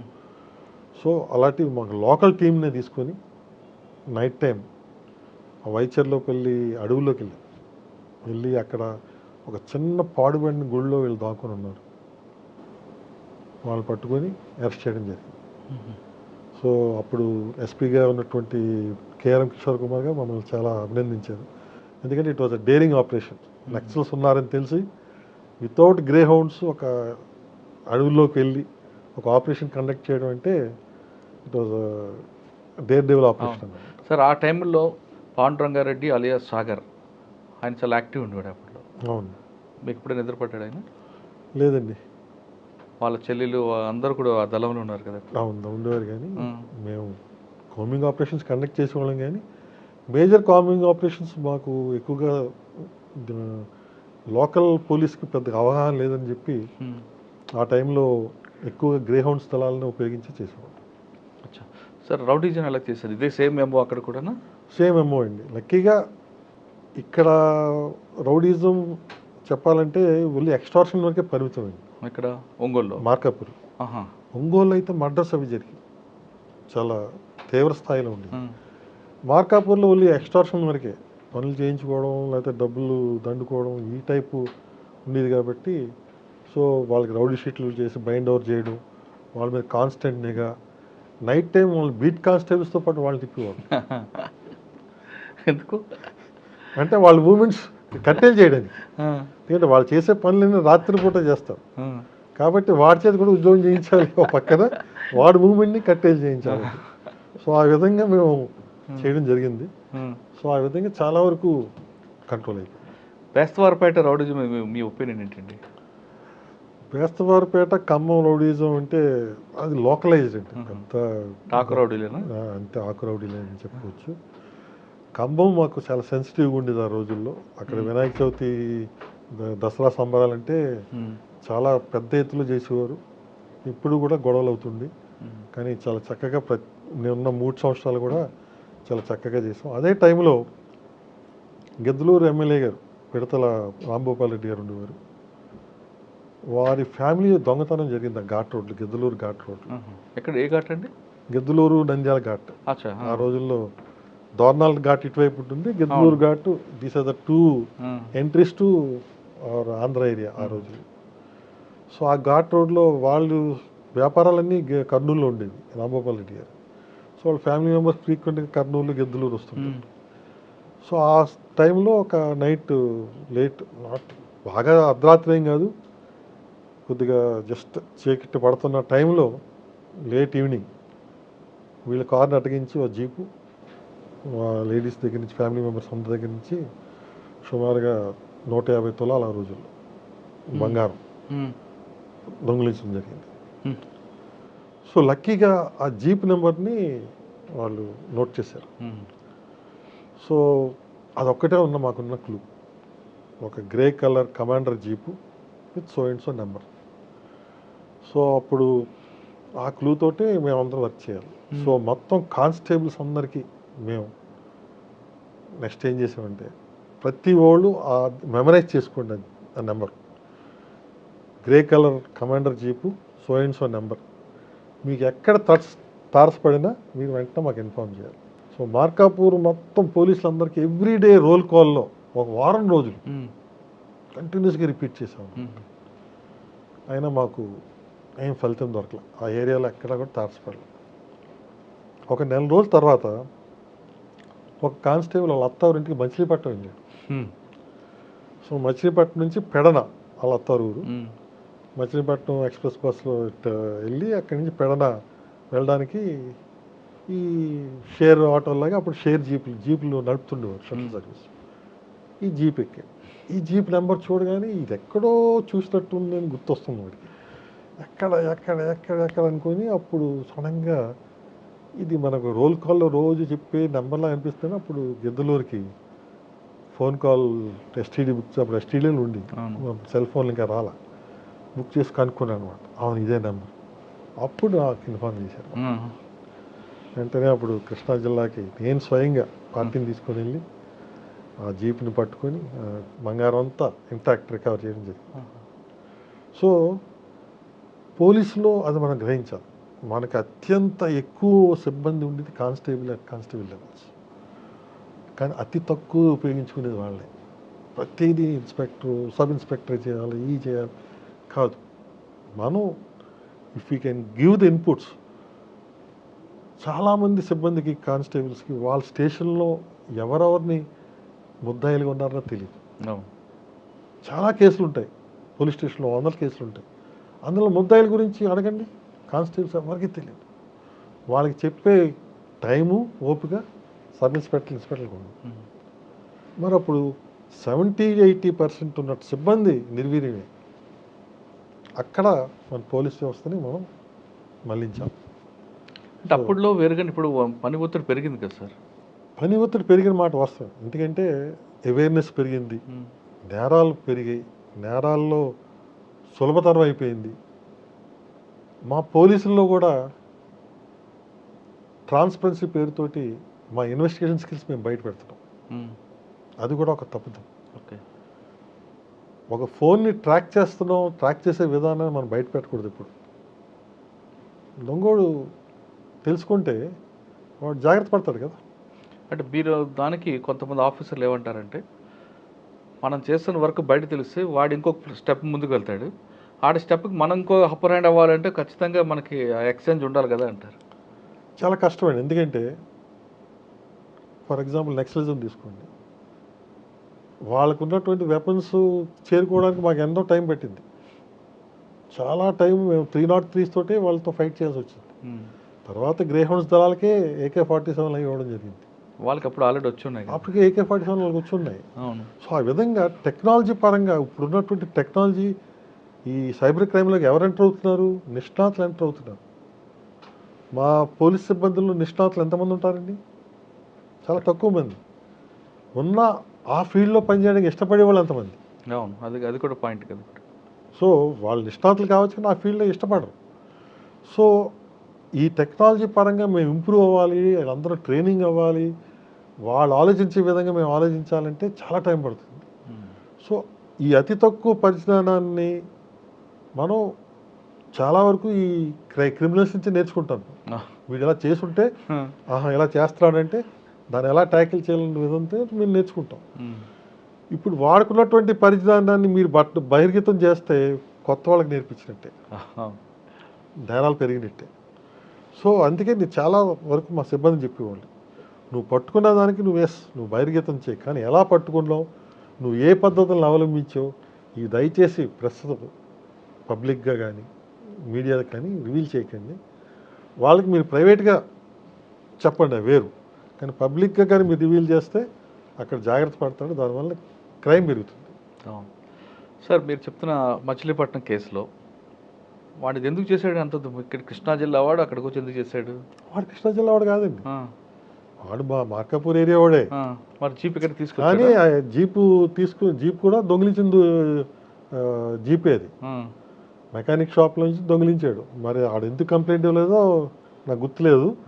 వాడు దొంగిలించి ఆ నెంబర్ ప్లేట్ మార్చాడు. సో అక్కడ మళ్ళీ ఆ జీపుని పట్టుకుంటారు, వీడు కనుక చూస్తారని చెప్పి వీడు వెళ్ళి అక్కడ టెస్ట్ వేశాడు.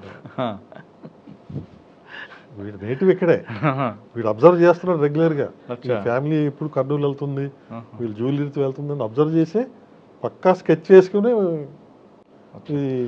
మార్కాపురంలో మీరు చేసే సమయంలో గెద్దలూరు కూడా మీకే వస్తుంది. గెద్దలూరు 2 కమ్యూనిటీల మధ్యన ఎక్కువగా వివాదాలు ఉండేవి అప్పట్లో. ఒక కమ్యూనిటీ బాగా డామినేట్ చేసేది. ఆ ఇష్యూని ఎలా షార్ట్అవుట్ చేశారండి? సాధారణంగా మనం ఏంటంటే కమ్యూనిటీస్లో ఈ ఇష్యూస్ వచ్చినప్పుడు ఈ సాధారణ ఈగోస్ ఎక్కువ ఉంటాయి.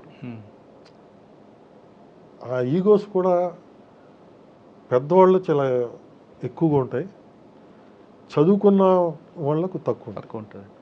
కానీ పెద్దవాళ్ళు స్పాయిల్ చేస్తుంటారు కదా, పెద్దవాళ్ళే స్పాయిల్ చేస్తుంటారు. అందుకని మేమేం చేసామంటే ఈ చిన్నవాళ్ళనే మేము దగ్గర తీసుకొని వాళ్ళనే రకరకాల పనులు ఇన్వాల్వ్ చేస్తూ ఈక్వల్ ఫుటింగ్లో ఉన్నట్టు చేస్తూ వాళ్ళ మధ్య కోఆర్డినేషన్ తీసుకొచ్చాం. ఓకే. సో వాళ్ళ మధ్య ఎప్పుడైతే కొద్దిగా బంధం పెరిగిందో they were able to win talk over the elders అన్నారు. ఓకే. సో ఆ విధంగా వాళ్ళని దగ్గర తీసుకురావడం జరిగింది.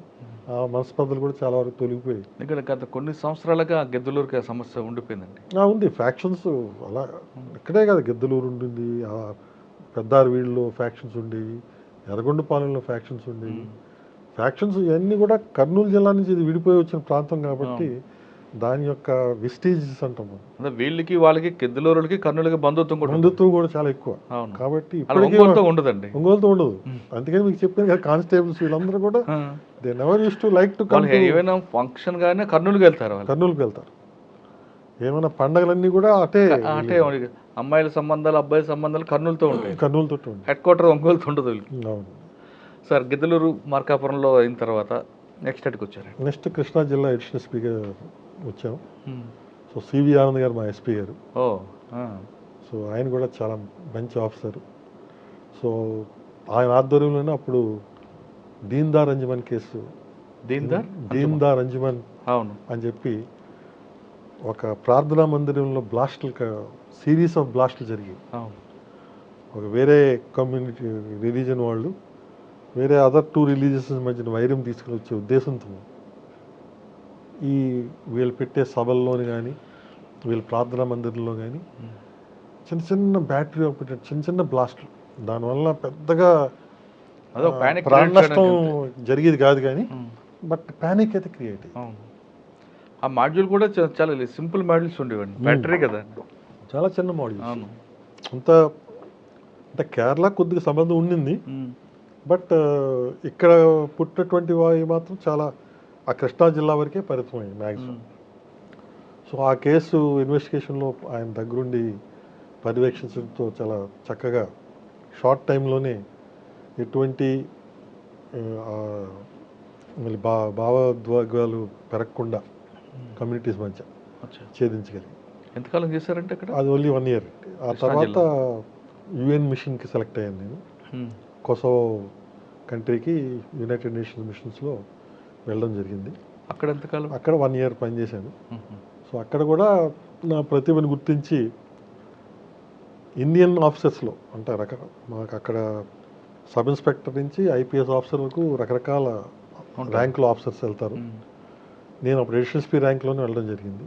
సో నేను ఆక్యుపై చేసిన position highest any Indian officer can take అన్నమాట, as chief of Kosovo police service development. So almost commissioner of police తర్వాత స్థాయి పోస్ట్, అడిషనల్ కమిషనర్. సో నాకు తర్వాత ఎక్స్టెన్షన్ కూడా ఇస్తా అన్నారు ఇంకో సంవత్సరం పాటు. అదే టైంలో నా తల్లిగారు ఆరోగ్యం బాగోకపోతే నేను కంటిన్యూ చేయలేకపోయాను, వెంటనే వచ్చేయడం జరిగింది. వచ్చి అప్పుడు పోలీస్ అకాడమీలో ట్రీట్మెంట్ కోసం, మదర్ ట్రీట్మెంట్ కోసం పోలీస్ అకాడమీలో జాయిన్ అయ్యాను జరిగింది. ఎంతకాలం చేశారు పోలీస్ అకాడమీలో? 3 years. ఎవరు సార్ అప్పుడు డైరెక్టర్? అప్పుడు రతన్ గారు డైరెక్టర్ గారు. చాలా సార్ మీరు ఆంజనేయ రెడ్డి గారు నేర్చుకున్నారు శాండ్విచ్ ప్రోగ్రామ్, ఇది ఇంప్లిమెంట్ చేశారు ఇక్కడ? ఎస్, బాగానే గుర్తు చేశారు. సో ఈ ప్రోగ్రామ్ గురించి అప్పుడు రతన్ గారికి చెప్పడం జరిగింది. సో ఆ టైంలో దాన్ని ఇంకా ఒక 6 నెలల వరకు కుదించి చేయడం జరిగింది. సో శాండ్విచ్ ప్రోగ్రామ్ బదులు ఏం చేశారంటే constable, head constable, sub inspector, inspector ఒకేసారి చేసిన తర్వాత అప్పుడు అకాడమీకి తీసుకొచ్చారు. ఓహో సార్, శాండ్విచ్ ప్రోగ్రామ్ కొంచెం మాడిఫై చేసి సో దానికి ఉన్నటువంటి ప్రాక్టికల్ ప్రాబ్లమ్స్ని ఎలిమినేట్ చేసే విధంగా. సో ఇన్నిసార్లు మళ్ళీ అకాడమీకి రావడం పోవడం అన్నీ సాధ్య బాధకాలు ఉన్నాయి కాబట్టి సో కంటిన్యూస్గా చేసిన తర్వాత లాస్ట్ ఫేజ్లో మరొకసారి అకాడమీకి వచ్చి వాళ్ళ ఫీడ్బ్యాక్ అంతా ఇచ్చి చేయడం జరిగింది. సో ఇది ఎందుకంటే ఇంపార్టెంట్ అని చెప్పిన ఈ ఫీడ్బ్యాక్ ప్రోగ్రాము, మేము ప్రాక్టికల్ ట్రైనింగ్ చేసినప్పుడు మేము అబ్జర్వ్ చేసినటువంటి ఫీల్డ్ కండిషన్స్ మీద మేము ఒక రిపోర్ట్ ఇవ్వడం జరిగింది. ఏంటంటే ఒక పోలీస్ స్టేషన్లో ఆ రోజుల్లో కనీసం వైట్ పేపర్ కొనడానికి కూడా బడ్జెట్ ఉండేది. సో ఒక ఎఫ్ఐఆర్ ఫైల్ చేయాలంటే వైట్ పేపర్ గురించి కంప్లైంట్ అయితే నేను అడుక్కోవాలి, ఒక కార్బన్ పేపర్ కావాలంటే వాడి నుంచి అడుక్కోవాలి, ఒక సీడీ ఫైల్ తయారు చేయాలంటే వాడి దగ్గర నుంచి పేపర్లు అడుక్కోవాలి.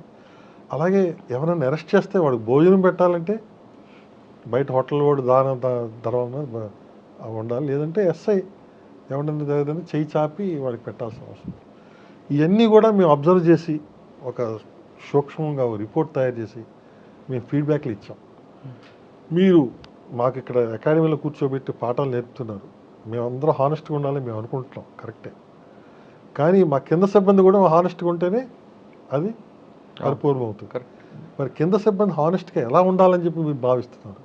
ఒక కానిస్టేబుల్ కానీ ఒక 174 కేసు రిపోర్ట్ అయిందంటే ఒక అన్ఐడెంటిఫైడ్ డెడ్ బాడీ, ఎంతో ఖర్చుతో కూడిన పని అండి అది.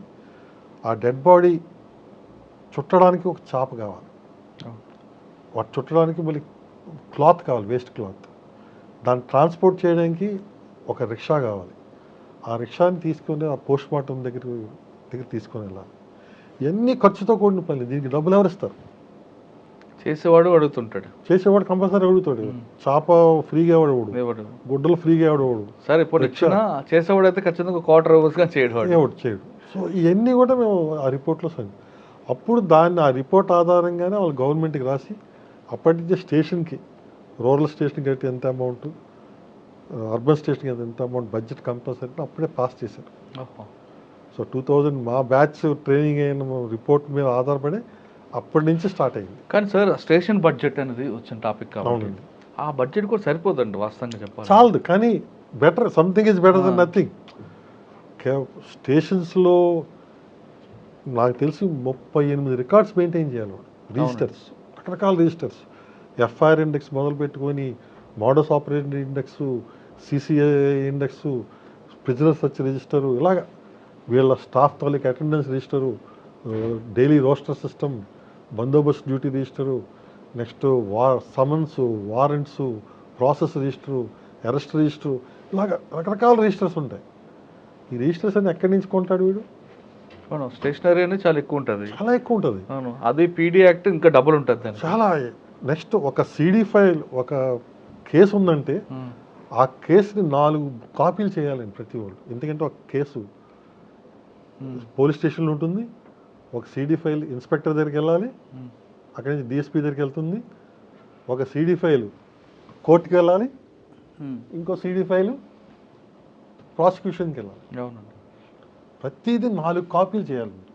ఇది ఒకటే కాకుండా కానిస్టేబుల్ తిరగాలి కదండి, ఆయనకి పెట్రోల్ ఖర్చు ఇవ్వాలి కదా. ఆయనకి అఫ్కోర్స్ టీఐడిఏ ఇస్తూ ఉంటాం, అంతకంటే కానిస్టేబుల్ వరకు టీఐడిఏ సరిపోదు, కానీ కొంత మేరకు పెట్టలేండి. ఒక అంటే మీరు ఇప్పుడు ఇచ్చిన రిపోర్ట్ బేస్ చేసుకొని గవర్నమెంట్ ఇప్పుడు 75,000 వరకు ఇస్తున్నారు, అది కూడా సరిపోదండి. సరిపోదు, బట్ స్టిల్ కానీ కొంత గుడ్లో మెల్ల అన్నట్లు ఉంది. అందుకని నేను ఐజీ లాజిస్టిక్ ఉన్నప్పుడు కూడా అందుకని ఏం చేశానంటే మొత్తం స్టేషన్స్ కావాల్సిన రిజిస్టర్స్ అన్నీ కూడా సెంట్రల్గా ప్రింట్ చేయించి మొత్తం డిస్ట్రిబ్యూట్ చేసాం. అచ్చా, మీకు ప్రింటింగ్ ప్రెస్ ఉంది కాబట్టి. ప్రింటింగ్ ప్రెస్ ఉంది కాబట్టి సో బడ్జెట్లో ఏదో విధంగా డబ్బులు సేవ్ చేసి స్టేషన్స్కి అలాగా 2,000 రూరల్కి, 5,000 అర్బన్ స్టేషన్స్కి ఇచ్చేవాళ్ళు ఇన్వెస్టిగేషన్ ఛార్జెస్. ఇది కాక ఈ రిజిస్టర్స్ అన్నీ కూడా ఒకే విధంగా ఉండే విధంగా, లేకపోతే ఒకలా అటెండెన్స్ రిజిస్టర్ ఒకలా ఉండేది, ఒకలా అటెండెన్స్ రిజిస్టర్ ఒకలా ఉండేది, ఒకలాగా మెయింటైన్ ఉంటుంది, ఒకటి మామూలు ఉంటుంది, ఆ జనరల్ డైరీ ఒకలా ఉండేది. సో మొత్తం నేనున్నటువంటి 2 సంవత్సరాలు కూడా అన్ని పోలీసు ఆంధ్రప్రదేశ్లో అన్ని స్టేషన్లకి యూనిఫామ్గా అన్ని రిజిస్టర్స్ని సప్లై చేయడం జరిగింది. సో కృష్ణా తర్వాత అండి, కృష్ణా తర్వాత అప్పాకి వచ్చాను కదా, అప్పా తర్వాత గవర్నర్ గారు ఏడీసీస్ 4 గవర్నర్ల దగ్గర పనిచేయాలి. ఫస్ట్ సుశీల్ కుమార్ షిండే గారు నన్ను సెలెక్ట్ చేశారు. ఆయన చాలా చెప్పుకోవాలంటే ఆయన చూసి మనం ఇన్స్పైర్ అవ్వాలి. ఆయన కూడా పోలీస్ డిపార్ట్మెంట్ నుంచి వచ్చిన వ్యక్తి కదండి. బంట్రోత్ అండి, కోర్టులో ఒక బంట్రోత్ ఉద్యోగం చేస్తూ నైట్ కాలేజీలో చదువుకొని అప్పుడు పోలీస్ డిపార్ట్మెంట్లో జాయిన్ అవుతారు. జాయిన్ అయిన తర్వాత అక్కడ పోలీస్ డిపార్ట్మెంట్లో ఉంటూ ఈ ఎస్బీలో పొలిటికల్ కాంటాక్ట్స్ ఉంటాయి కదా, ఆ ద్వారా పొలిటికల్ ఆకర్షితుడై పాలిటిక్స్లోకి ఉంటాయి. చీఫ్ మినిస్టర్ లెవెల్, గవర్నర్, ఒక స్టేట్లో last grade employee is an attender, ఒక స్టేట్లో హైయెస్ట్ ఈజ్ గవర్నర్.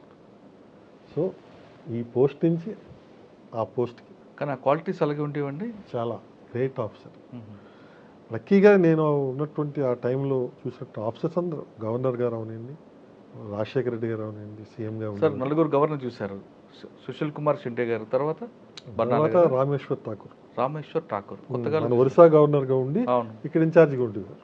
ఓకే, తర్వాత ఎన్డీ తివారీ గారు, నెక్స్ట్ అండి ఎన్డీ తివారీ గారు, తర్వాత నరసింహ గారు, లాస్ట్ నరసింహ గారు. సరే, 4లో సుశీల్ కుమార్ షిండే గారు, రామేశ్వర్ ఠాకూర్ గారు, ఎన్డీ తివారీ గారితో చాలా ఇష్యూ జరిగేది కదండి. అవును, అదంతా వాస్తవేనా? అది మనం కాంట్రవర్షియల్ కాబట్టి దాని గురించి మాట్లాడుకోవడం మంచిది. అంటే అప్పట్లో కాంట్రవర్షియల్ అయింది, అది వ్యక్తిగతం అండి. కానీ వ్యక్తిగతమే కానీ గవర్నర్ రాజ్భవన్లోకి వచ్చి చేయడం అనేది అది వ్యక్తిగతంగా అనిపించుకోదు కదా. It's debatable. ఒక ఆఫీసర్ కావాలనేది అంతా క్రియేట్ చేశారనేది వాస్తవం. ఇట్స్ డిబేటబుల్ అండి. దాని గురించి మనం సెన్సిటివ్ టాపిక్. ఆయన ఈజ్ నో మోర్. అవును, ఆయన గురించి మాట్లాడుకోవడం కరెక్ట్ కాదు సార్. తర్వాత గవర్నర్ గారు నరసింహ గారు, ఆయన ఒక పోలీస్ ఆఫీసర్, తర్వాత గవర్నర్. ఆయన దగ్గర కూడా చాలా మంచి క్వాలిటీస్ ఉన్నాయి. చాలా అండి. ఎంత సింపుల్ మ్యాన్ అంటే ఆ సింప్లిసిటీ కానీ, దాంతోపాటు దైవభక్తి చాలా చూసి నేర్చుకోవాలి ఆయన దగ్గర. ఒకటి సింప్లిసిటీ, ఎక్కడా బేషిజాలకు పోయేవారు కాదు. సాధారణంగా ఒక సెక్రటరీ సర్వీసెస్ రావాలంటే ఆయన ఫోన్ చేస్తే సెక్రటరీ పరిగెట్టుకుని వెళ్ళాలి. నువ్వు గవర్నర్ గారి పాపం సెక్రటరీ గారి రూమ్లోకి వెళ్ళి కూర్చొని హాయిగా డిస్కస్ చేసేవారు. ఎక్కడ బేషిజాలు, నేను గవర్నర్ కదా, నేను గవర్నర్ రూమ్లోనే ఉండి అక్కడ పిలిపించుకొని మాట్లాడిన ఆ టైప్ ఉండేది. ఏ టైం అయినా సడన్గా ఏడీసీ రూమ్లో మా రూమ్లోకి వచ్చేవారు, వచ్చి మాతో పాటు టీ తాగేవారు. సో మాలో కలిసిపోయి మెలిగిపోయి చాలా సింప్లిసిటీ. నేను ఒక గవర్నర్ కదా, ఒక డీజీఐబీ కింద రిటైర్ అయ్యారు. That is highest rank police సర్వీస్లో. సో ఆ అహం కానీ ఎక్కడ కనిపించేది. ఆయన కూడా మీతో పాటు, అంటే మీతో పాటు కదా, మీ పనిచేసిన జిల్లా ఎస్పీగా చేశారు కదా, ఒంగోలు జిల్లా చేశారు. ఆ టాపిక్ ఎప్పుడు అడిగారు ఆయన? అడిగారు. ఫీడ్బ్యాక్ కూడా తీసుకోవడం జరిగింది నేను చేసిన అన్ని. సార్ ఆయన చాలా సింపుల్ సిటీ అని మీరు చెప్తున్నారు, బయటకు కూడా కనిపిస్తారు. కానీ రాజ్భవన్ పక్కనే ఉన్న ఆంజనేయ స్వామి గుడికి వెళ్ళడానికి ఒక మొత్తం కాల్వ ఎంత వాడేవారు అనేది ఉంది. కంపల్సరీ కావాలి నాకు అనేది. ఎందుకంటే లేదు, ఆయనైతే కాన్వాయ్ వద్దని అనేవారు. కానీ ఒక రాష్ట్ర గవర్నర్ మీద ఎటువంటి ఇన్సిడెంట్ అయినా అది ఈ reflects on the security operators of the state. So మేము ఇన్సిస్ట్ చేయాలి. ఆయన వద్దనే అంటారు, పక్కనే కదా నడిచి వెళ్ళిపోతానని కూడా అంటాడు ఆయన. You cannot allow that, because అప్పటికి వామపక్ష తీవ్రవాదం ఎంతో సివియర్గా ఉంది. అలాగే అపోజిషన్ పార్టీ రకరకాల ఎలిగేషన్స్తో ఉంటారు. ఇంకా గవర్నర్ గారికి రిప్రజెంటేషన్ ఇచ్చే వాళ్ళు చాలామంది ఉంటారు. వాళ్ళకి కొన్ని నెరవేరుతాయి, కొన్ని నెరవేరు. So he'll be a target of so many persons and you cannot avoid all of this. So ఆయన వద్దనివ్వరు. నా ఒక కారు ఒక ఎస్కార్ట్ వెళ్ళిపోతాను చాలని. But no, not just that. ఆయన అలవాట్లు ఏమవునండి, ఒక గవర్నర్ కంటే ఒక ప్రోటోకాల్ ఉంటుంది. కంపల్సరీగా ఆ ప్రోటోకాల్ పాటించాల్సింది. కానీ అప్పట్లో ఆయనకు వచ్చిన కాన్వాయ్ని తగ్గించాలంటూ ఒక ఆఫీసర్ లెటర్ రాస్తారు. ఆ లెటర్ ఆయన దగ్గర వెళ్ళిన తర్వాత ఆ విషయం తెలుసుకొని ఆ ఆఫీసర్ని అక్కడి నుంచి ట్రాన్స్ఫర్ చేయించారనేది ఒక వార్త వచ్చింది. వాస్తవం అంటారా? లేదండి, అలాంటిది ఆయన చేయరు. ఆఫీసర్ మీకు సీనియర్ కావచ్చు కానీ, బట్ స్టిల్ నాకు తెలిసి అయితే ఆయన ప్రమేయం ఉండదు ఆ ట్రాన్స్ఫర్స్.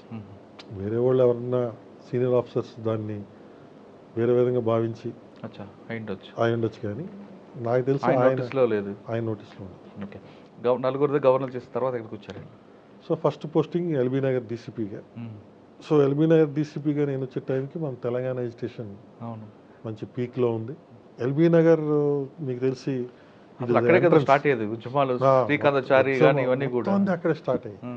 దాని మీద that is the entry from Andhra in to the city. So ప్రతి ఎడ్యుకేషన్ మాట్లాడితే బంద్ చేసేవారు అనమాట.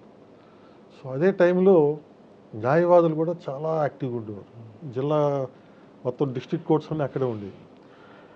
సో ఒక టైంలో ఏం చేశారంటే ఈ న్యాయవాదులందరూ ఒక సంఖ్య సరిగ్గా గుర్తులేదు, కొంతమంది కలిసి ఒక కోర్ట్ రూమ్లో పెట్రోల్ పెట్టుకొని మొత్తం బంద్ చేసుకొని కోర్టులో సో తెలంగాణ ఇచ్చే వరకు మేము బయటికి రాం అని చెప్పి.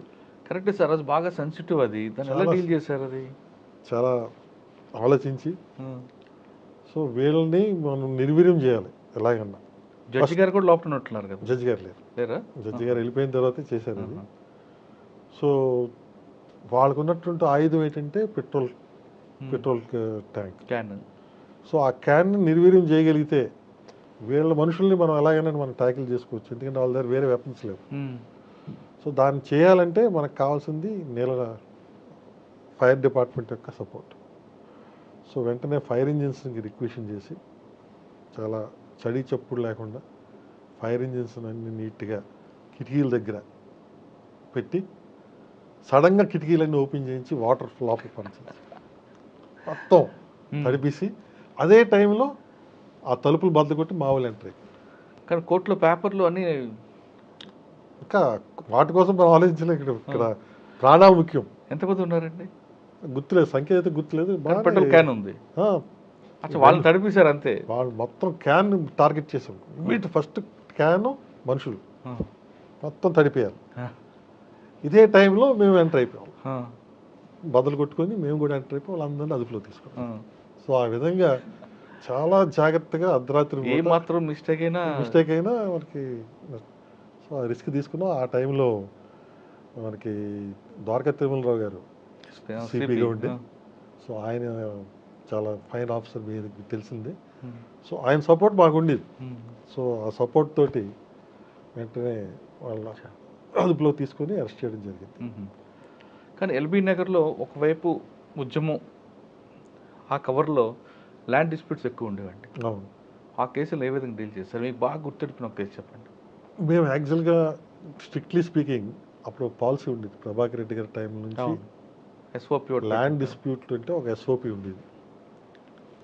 ఏదైనా ల్యాండ్ డిస్ప్యూట్ ఉందంటే ఈ స్టెప్స్ ప్రకారంగా మేము తయారు చేసుకుని వెళ్ళాలి. సో అదే పందా మేము ఫాలో అయ్యాం. ఎక్కడా కూడా ఎటువంటి పక్షపాతం లేకుండా, ఎటువంటి ఎలిగేషన్స్ లేకుండా చేసేవాడు అన్నీ కూడా. మాకు అత్యంత క్లిష్టమైనవి ఏమంటే ఎన్ఆర్ఐ పాపం ప్లాట్స్, వాటి మీద బాగా చాలా చీటింగ్ జరుగుతుండేది. సో ఆ ప్లాట్స్ని దొంగ ఆధార్ కార్డులతోటి వేరే పేరుకి ట్రాన్స్ఫర్ చేయడం, దాని ద్వారా 2-3 రిజిస్ట్రేషన్స్ కంప్లీట్ చేసాం.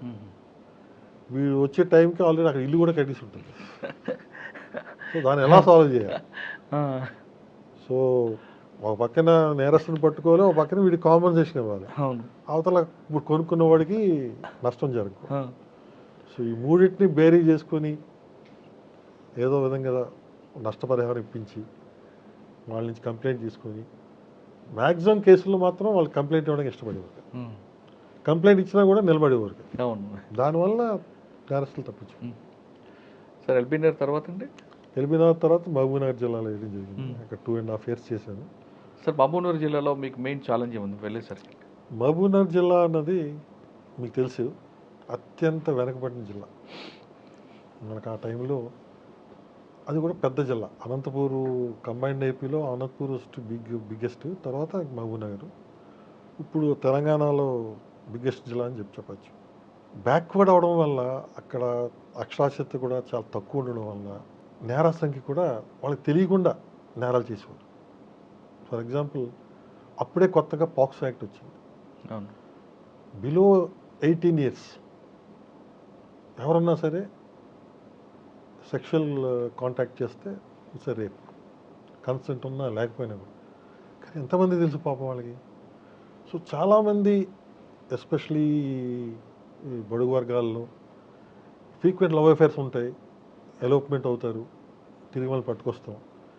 ఇంకా మా చేతులు కట్టేసి ఉండేవి. ఈ యాక్ట్ వలన కంపల్సరీ వాడి మీద రేప్ కేసు పెడతాం. మరి వాడు చదువుకునేవాడు, వాడి మీద రేప్ కేసు పెడితే ఇంక వాడి జీవితం నాశనం. సో ఇటువంటి పరిస్థితులు. అలాగే ఈ బేదరికం వల్ల దొంగతనాలు, చాలా చిన్నవాటికి దొంగతనాలు. మీకు ఒక కేసు చెప్తాను, చాలా సెన్సేషనల్ కేసు అది. ప్రాపర్ మహబూబ్నగర్ జిల్లా అడవుల్లో నేను జాయిన్ అయిన కొద్ది నెలల్లోనే మొదటగా ఒక మహిళా శవం దొరుకుతుంది. మహిళా శవం యొక్క పాదాలు ఉండవు. కడేల కోసం కట్ చేస్తారు. కడీల కోసం అని మాకు తెలియదు కదా, పాదాలు లేవంటే ఏదో లాక్కి వెళ్ళిపోయిందేమో అనే భావంతో ఉంది. ఒక నెల రోజుల గ్యాప్లో ఇంకో శవం, నెల రోజుల గ్యాప్లో ఇంకో శవం, అలా 6 శవాలు తెలియండి మాకు అడవుల చుట్టుపక్కల. So it became sensation. 6 మహిళలు మర్డర్స్ పక్కగా తెలుస్తుంది. సో ఎందుకు పాదాలు లేవు, దేనికి పాదాలు లేవంటే అప్పుడు వీ కుడ్ కార్నర్ ఇంటూ ఇది కడియాల కోసమే చేస్తాం. మరీ వెండి కడియాలి అంత ఉంటాయండి, అంతాకెళ్తే ఆ రోజుల్లో 600-700 కూడా అవుతుంది. వాటి కోసం వీడు హత్య చేస్తున్నాడు అబ్బా అని చెప్పి, మరి ఎక్కడ చేస్తుండొచ్చు అని చెప్పి నిఘా పెట్టడం జరిగింది. ఒకటి వెండి షాపులు కొంటారు, వెండి కొనే షాపుల దగ్గరగా. రెండోది సాధారణంగా ఎక్కువగా టాడీ షాపుల దగ్గర ఈ మహిళలు చేరతారు. అక్కడి నుంచి వాళ్ళు ఉన్నటువంటి స్థితిలో వాళ్ళని మిస్లీడ్ చేసి ఎవరైనా తీసుకెళ్ళే అవకాశం ఉంది.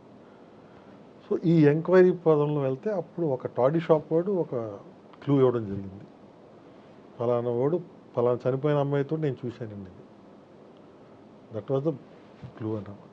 ఆ క్లూ తోటి వాడిని పట్టుకోవడం, వాడు ఏకంగా 11 మర్డర్లు చేశాడండి ఇలాగ. బాలన్న. సో అందులో 5 శవాలు మాకు దొరకేలేదు. అవును. మాకు దొరికినాయి 6. మిగతా ఏమైపోయాయి కూడా తెలియదు. ఎందుకంటే వాడు ఎక్కడెక్కడ తీసుకెళ్ళి చంపాడో వాడికే గుర్తులేదు నాకు. సో అలాంటి చిన్న వస్తువుల కోసం ఒక మర్డర్ చేసేంత స్థాయికి పాపం బేదరికం ఉండేది. రెండో కేసు మాకు బాగా సెన్సేషనల్ అయింది. ఒక చిన్న పాప మర్డర్. ఒక ఇంట్లో ఒక చిన్న కుటుంబం, మిడిల్ క్లాస్ ఫ్యామిలీ, బిజినెస్ ఇంట్లోనే చేస్తున్నారు, ఏదో బట్టల వ్యాపారం అన్నీ. ఆ బిజినెస్కి ఎక్స్టెన్స్గా 2 మనుషులను పెట్టుకుంటారు. సో వాళ్ళు ఫ్రంట్ వరకు ఉంటారు, ఫ్యామిలీతో చాలా కలిసిమెలిసి ఉంటారు. వాళ్ళకి పాప బాబు. పాప స్కూల్కి వెళ్తుంది, బాబు ఇంట్లోనే ఉంటాడు. సో ఈ ట్రాన్సాక్షన్స్లో వీళ్ళకి డబ్బులు బాగానే సంపాదిస్తున్నారు. ఈ డబ్బులన్నీ కూడా వీళ్ళు చూస్తారు, పనిచేస్తున్నటువంటి 2 కుర్రోళ్ళు. వీళ్ళకి డబ్బు అవసరమైంది. సో ఒక కిడ్నాప్ ప్లాన్ చేసుకుంటాడు. ఈ పాపను ఎలా అయినా మేము అపహరించి డబ్బుల కోసం అడిగితే డబ్బులు ఇచ్చేస్తారు వీళ్ళు, చాలా ప్రేమగా చూసుకుంటారు కదా. సో స్కెచ్ చేసి ఆ పాపని స్కూల్కి వెళ్ళి రెడీ అవుతుంది. స్కూల్కి తండ్రి తీసుకెళ్ళాలి. లేదు డాడీకి ఏదో పని ఉందట, నిన్ను ఆటోలో తీసుకెళ్ళమని చెప్పి ఆ పాపని మిస్లీడ్ చేసుకెళ్ళి ఆటోలో తీసుకెళ్ళిపోతారు. తీసుకెళ్ళిపోతుంటే పాప ఊరుకోదు కదా, ఏంటి నన్ను ఇలా తీసుకెళ్తున్నారు, స్కూల్ అటు ఉంది అని చెప్పి అరుస్తుంది. పాప అరుస్తుందని చెప్పి ఆ అమ్మాయి మూతి నోరు మూసేస్తారు. వీళ్ళేం ప్రొఫెషనల్స్ కాదు కదా. సో చాలా గట్టిగా అదిమేసరికి ఊపిరాడక అమ్మాయి చనిపోతుంది. చనిపోతే తీసుకెళ్ళి దగ్గరలో నుయ్యి ఉంటే నుయ్యిలో పడేస్తారు. ఏమి జరిగినట్టు ఇంటికి వచ్చేస్తారు. పాప కనపడడం లేదని వీళ్ళు వెతుకుతున్నారు కూడా. సో చాలా క్లిష్టమైన కేసు అన్నమాట అది. ఎందుకంటే నేరస్తులు వీళ్ళతో ఉంటారు, వీళ్ళతోటే కలిసి తిరుగుతున్నారు. They are very close. అమ్మ మేము చూసామమ్మా, స్కూల్కి బయలుదేరింది, తయారైంది, అన్నీ ఎవిడెన్స్లు చెప్తున్నాం. సో లక్కీగా ఏంటంటే ఒక వాడి దగ్గర నుంచి వెళ్ళినటువంటి ఒక SMS ఆధారంతో ఆ కేసు డిటెక్ట్ చేయడం జరిగింది. సో ఆ కేసుని స్వయంగా నేనే పర్యవేక్షించి, సాధారణంగా SP కోర్టుకు వెళ్ళరు, బట్ నేను కోర్టు కూడా అటెండ్ అయ్యి విట్నెస్ అందరినీ ధైర్యం చెప్పి చక్కగా చెప్పేటట్టు చేసి శిక్ష పడేటట్టు చేయడం జరిగింది. So these 2 are one of the most sensational cases అన్నమాట. మహబూబ్నగర్. సార్ ఈ 2 కాకుండా ఇంకో కేసు కూడా ఉందండి, కేఏ పాల్ గారిది. కేఏ పాల్ గారిది. అందులో కేఏ పాల్ని తప్పించారనేది ఒక ఆరోపణ వచ్చింది. లేదండి, ఎందుకంటే ప్రాబ్లం అక్కడ ఎక్కడ వచ్చిందంటే, అసలు ఆ కేసు చెప్పండి ఒకసారి. కేఏ పాల్ బ్రదర్ని మర్డర్ అవుతుంది. కేఏ పాల్ గారి కేసులో నాకు చూచా గుర్తులేదు, కానీ అది అప్పటికే జరిగింది. మేము వెళ్ళేటప్పటికే ఆ కేసు జరిగిపోయి ఇన్వెస్టిగేషన్ అవుతూ ఉంది. అంటే మీకన్నా ముందు ఎవరు? మాకంటే ముందు అనుకుంటాను SP. కరెక్ట్, ఆయనే. సో ఆ టైంలో ఇన్వెస్టిగేషన్ జరిగింది. తర్వాత ఆ కేసులో అరెస్ట్ చేయడం జరిగింది. కేఏ పాల్ని తప్పించారు. తప్పించలేదు, ఆయన ఒంగోలులో ఒక కేసులో అరెస్ట్ చేశారు దేనికో. అవును. అప్పుడు PT వారెంట్ వేసి ఈ కేసులో కూడా అరెస్ట్ చేయడం జరిగింది. లింక్ చేసాం కేసులో. అప్పుడు ఎవిడెన్స్ సరిపోక ఆ టైంలో వాళ్ళు అరెస్ట్ చేయలేకపోయారు. ప్లస్ సెన్సేషన్ అవుతుందనో లేకపోతే వేరే విధంగా. తర్వాత ఆయన ఒంగోలు ఏదో కేసులో ఆయన అరెస్ట్ అయ్యారు. అప్పుడు ఆయన్ని PT వారెంట్లో ఈ కేసులో కూడా అరెస్ట్ చేయడం జరిగింది. ఆయన అరెస్ట్ చేయదంటే అప్పట్లో DG బాగా ప్రెజర్ ఇచ్చారు నాగేంద్రబాబు గారికి అనేది వార్త. లేదు మరి నాకైతే ఆ ప్రెజర్ లేదు. నా టైంలో దినేష్ రెడ్డి గారు DG. సో మాకు ఆ టైంలోనే మీరు చెప్పేట్టే గుర్తొచ్చింది, ఒక బస్ యాక్సిడెంట్ కేసు కూడా అత్యంత సెన్సేషనల్. 41 మెంబర్స్ చనిపోయారు, బెంగళూరు హైదరాబాద్ వస్తుంది. సో అది కూడా ఒక ఛాలెంజ్ కేసు అన్నమాట. ఏ విధంగా ఛాలెంజ్ అంటే అసలు యాక్సిడెంట్ ఎలా అయిందో చెప్పడానికి కూడా ఎవరు లేకుండా పోయారు. అందరూ పాపం చనిపోయారు. సో లక్కీగా నా ఇంజనీరింగ్ బ్యాక్గ్రౌండ్ అక్కడ పనికొచ్చింది. ఓహో. సో నా రోడ్డు పరిశీలిస్తే ఆ రోడ్ ఏంటంటే పాత రోడ్ని వైండింగ్ చేశారు, సెకండ్ రోడ్ని కొత్తగా వేశారు. మొత్తం రెండు వైపులా రెండు లేన్స్ చేశారు కదా. ఈ పాత రోడ్ని వైండింగ్ చేసే క్రమంలో ఆ కల్వర్ట్స్ ఏవైతే ఉన్నాయో బ్రిడ్జెస్ అవి అలాగే ఉంచేశారు. ఎందుకంటే వాళ్ళు పెంచడానికి కొద్ది ఖర్చుతో కూడిన పని ఒకటి, బట్ చాలా చిన్నగానే తేడా ఉంది. అది ఒక జస్ట్ అరడుగు రెండు పక్కల. కానీ ఏమవుతుందంటే రోడ్డు పక్కన మనం లైన్స్ గీస్తాం కదా, ఆ లైన్స్ గీసేటప్పుడు కరెక్ట్గా బ్రిడ్జ్ దగ్గరికి వచ్చినప్పుడు లోపలికి వెళ్తాడు ఆ లైన్. సాధారణంగా నైట్ టైం డ్రైవింగ్ చేసే డ్రైవర్స్ బికాస్ ఏం కనపడదు కదా రోడ్ మీద పెద్దగా లైట్స్ తోటి, ఆ లైన్లు పట్టుకునే వెళ్ళిపోతుంటారు డ్రైవింగ్. సో అదేవిధంగా ఈ డ్రైవర్ కూడా ఆ లైన్ పట్టుకొని సైడ్ లేన్ ఏదైతే ఉందో ఆ లైన్ పట్టుకొని వెళ్ళిపోతుంటే ఈ కల్వర్ట్ కొద్ది లోపలికి ఉంది కదా ఈ రైలింగ్, దాన్ని కొడతాడు. ఎప్పుడైతే ఈ రోడ్డుకి తిన్నంగా ఇది కొద్ది లోపలికి ఉంది, ఈ లేన్ పట్టుకొని వస్తుంటే ఈ చివర కొడితే ఈ బంపరు కింద పడి రోడ్డు మీద ఈడ్చుకుంటూ తీసుకెళ్తుంటుంది. దానివల్ల స్పార్క్ వస్తుంది. ఈ కొట్టడం దీంతోపాటు ఈ పక్కనే డీజిల్ ట్యాంక్ ఉంటుంది, డీజిల్ ట్యాంక్ పగిలి ఈ స్పార్కు డీజిల్ ఒకేసారి బగ్గుమని ఎవ్వరు కూడా బయటకు వచ్చే పరిస్థితి లేకుండా ఫ్రంట్ సైడే అగ్గి రావడంతో గేట్ అంతా ఫ్రంట్లోనే ఉన్నాయి కాబట్టి అందరు చనిపోవడం జరిగింది. అదే పాలెం బస్సు. సో ఆ కేసులో ఆ రిపోర్ట్ ఇవ్వడం జరిగింది. మాకున్న ఛాలెంజ్ ఏంటంటే 41 శవాలు, వాటికి ఇమ్మీడియట్గా చేయాలి, ముందు ఎంక్వైరీ చేయాలి, పోస్ట్ మార్టం కండక్ట్ చేయించాలి. చేయించిన తర్వాత ఇంకో పెద్ద ఛాలెంజ్ వచ్చింది చెప్తాను. సో వెంటనే టీమ్స్ అన్ని ఫామ్ చేసి ఇంక్వెస్ట్ అయితే కంప్లీట్ చేసాం. పిఎంఈ చేయడానికి మరి అంతమంది డాక్టర్స్ వాళ్ళని రిక్వెస్ట్ చేసి జనరల్ హాస్పిటల్లో వేరియస్ పిహెచ్సీలని తెప్పించి అది కూడా చేయించగలిగాం. అప్పుడు మాకు తెలియని పెద్ద అడ్డంకి ఏంటంటే ఐడెంటిఫికేషన్. అన్నీ చారైపోయి ఉన్నాయి బాడీస్, ఎవరు చెప్పలేము. అవును. సో ఇవన్నీ కూడా కంపల్సరీగా డిఎన్ఏ శాంపిల్స్ తీసుకెళ్ళి హైదరాబాద్ పంపించాలి. అప్పుడు డిఎన్ఏ చాలా కాస్ట్లీ ప్రాసెస్. ఫారెన్సిక్లో ల్యాబ్లో ఒక్క దగ్గరే చేసేవారు, వాళ్ళ దగ్గర 2 కిట్లు ఉన్నాయి. ఇక్కడ 41 బాడీస్. ఈ రిలేటివ్స్ చూస్తే గొగ్గులు పెట్టేస్తారు, మా బాడీలు మాకు ఇస్తారా లేదా ఎప్పుడు చెప్తారు. ఇక్కడ చూస్తే కిట్లు లేవు, డిఎన్ఏ లేకుండా ఎవరికి అప్పు చెప్పాలి. డిఎన్ఏ కొత్త కిట్లు కావాలంటే ఇంపోర్టే కావాలి, దానికి బడ్జెట్ కావాలి, బడ్జెట్ లేదు.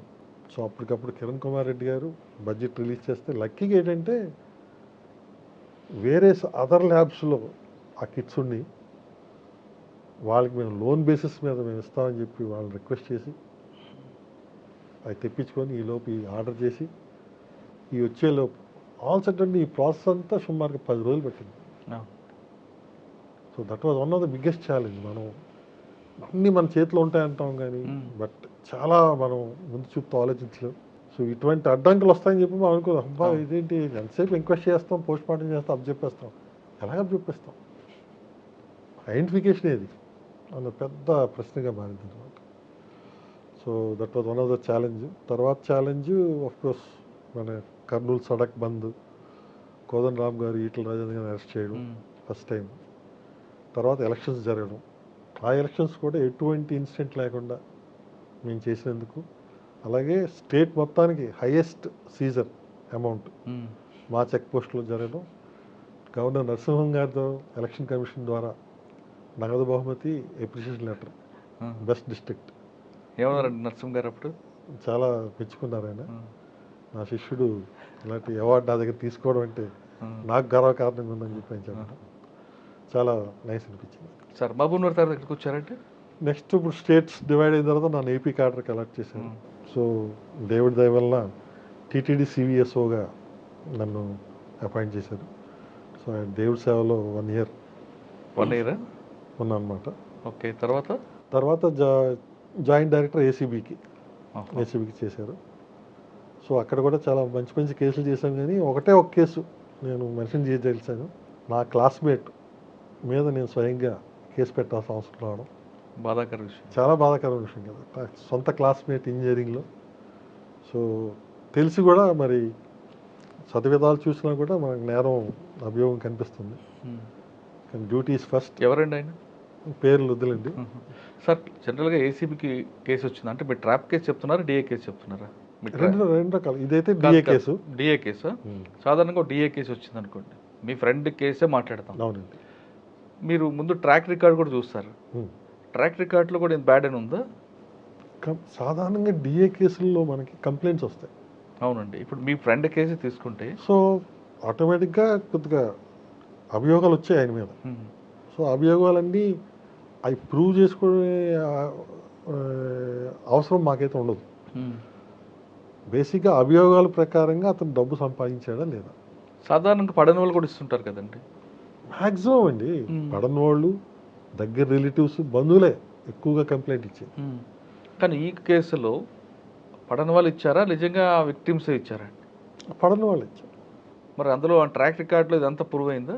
ప్రూవ్ అయింది. కన్విక్షన్ వచ్చిందంటారా? ఇంకా లేదు. కేసు సబ్జెక్ట్ సాధారణంగా డిఏ కేసులు రావు కదండి కన్విక్షన్లు. ఇప్పుడున్న యాక్ట్ అంతా కూడా మాడిఫై చేయడం జరిగింది. చాలా ఈజీగా వస్తుంది. ట్రాప్ కేసులు వచ్చేంత ఈజీగా అయితే డిఏ కేసు రాదు. చాలా క్షుణ్ణంగా అంటే వీ హ్యావ్ వెరీ నిష్ణాతులైనటువంటి ఇన్వెస్టిగేషన్ ఆఫీసర్స్ ఉన్నారు అందులో. కానీ ప్రాబ్లం ఏంటంటే ఆ టైంలో డిఏ కేసులు చాలా ఎక్కువ దొరికాయి. సో ఇన్ని కేసులు చాలా డాక్యుమెంట్స్తో కూడిన కేసులు కాబట్టి జాప్యం అయితే జరుగుతుంది సార్. ఇప్పుడు మీరు ఎప్పుడో 1995లో లేదా 75లో కొనుక్కున్న ల్యాండ్ రేట్ని తీసుకొచ్చి 2000లో పెడితే అది ఆ వ్యవసాయ భూమి అవ్వచ్చు, ఇంకొక రకంగా ఆయనకు ఆదాయం పెరుగుతుంటుంది కదా. మీరు ఎలా ప్రూవ్ చేయగలరు? అది చేయొచ్చండి. దానికి యాడ్స్టిక్స్ ఉంటాయి.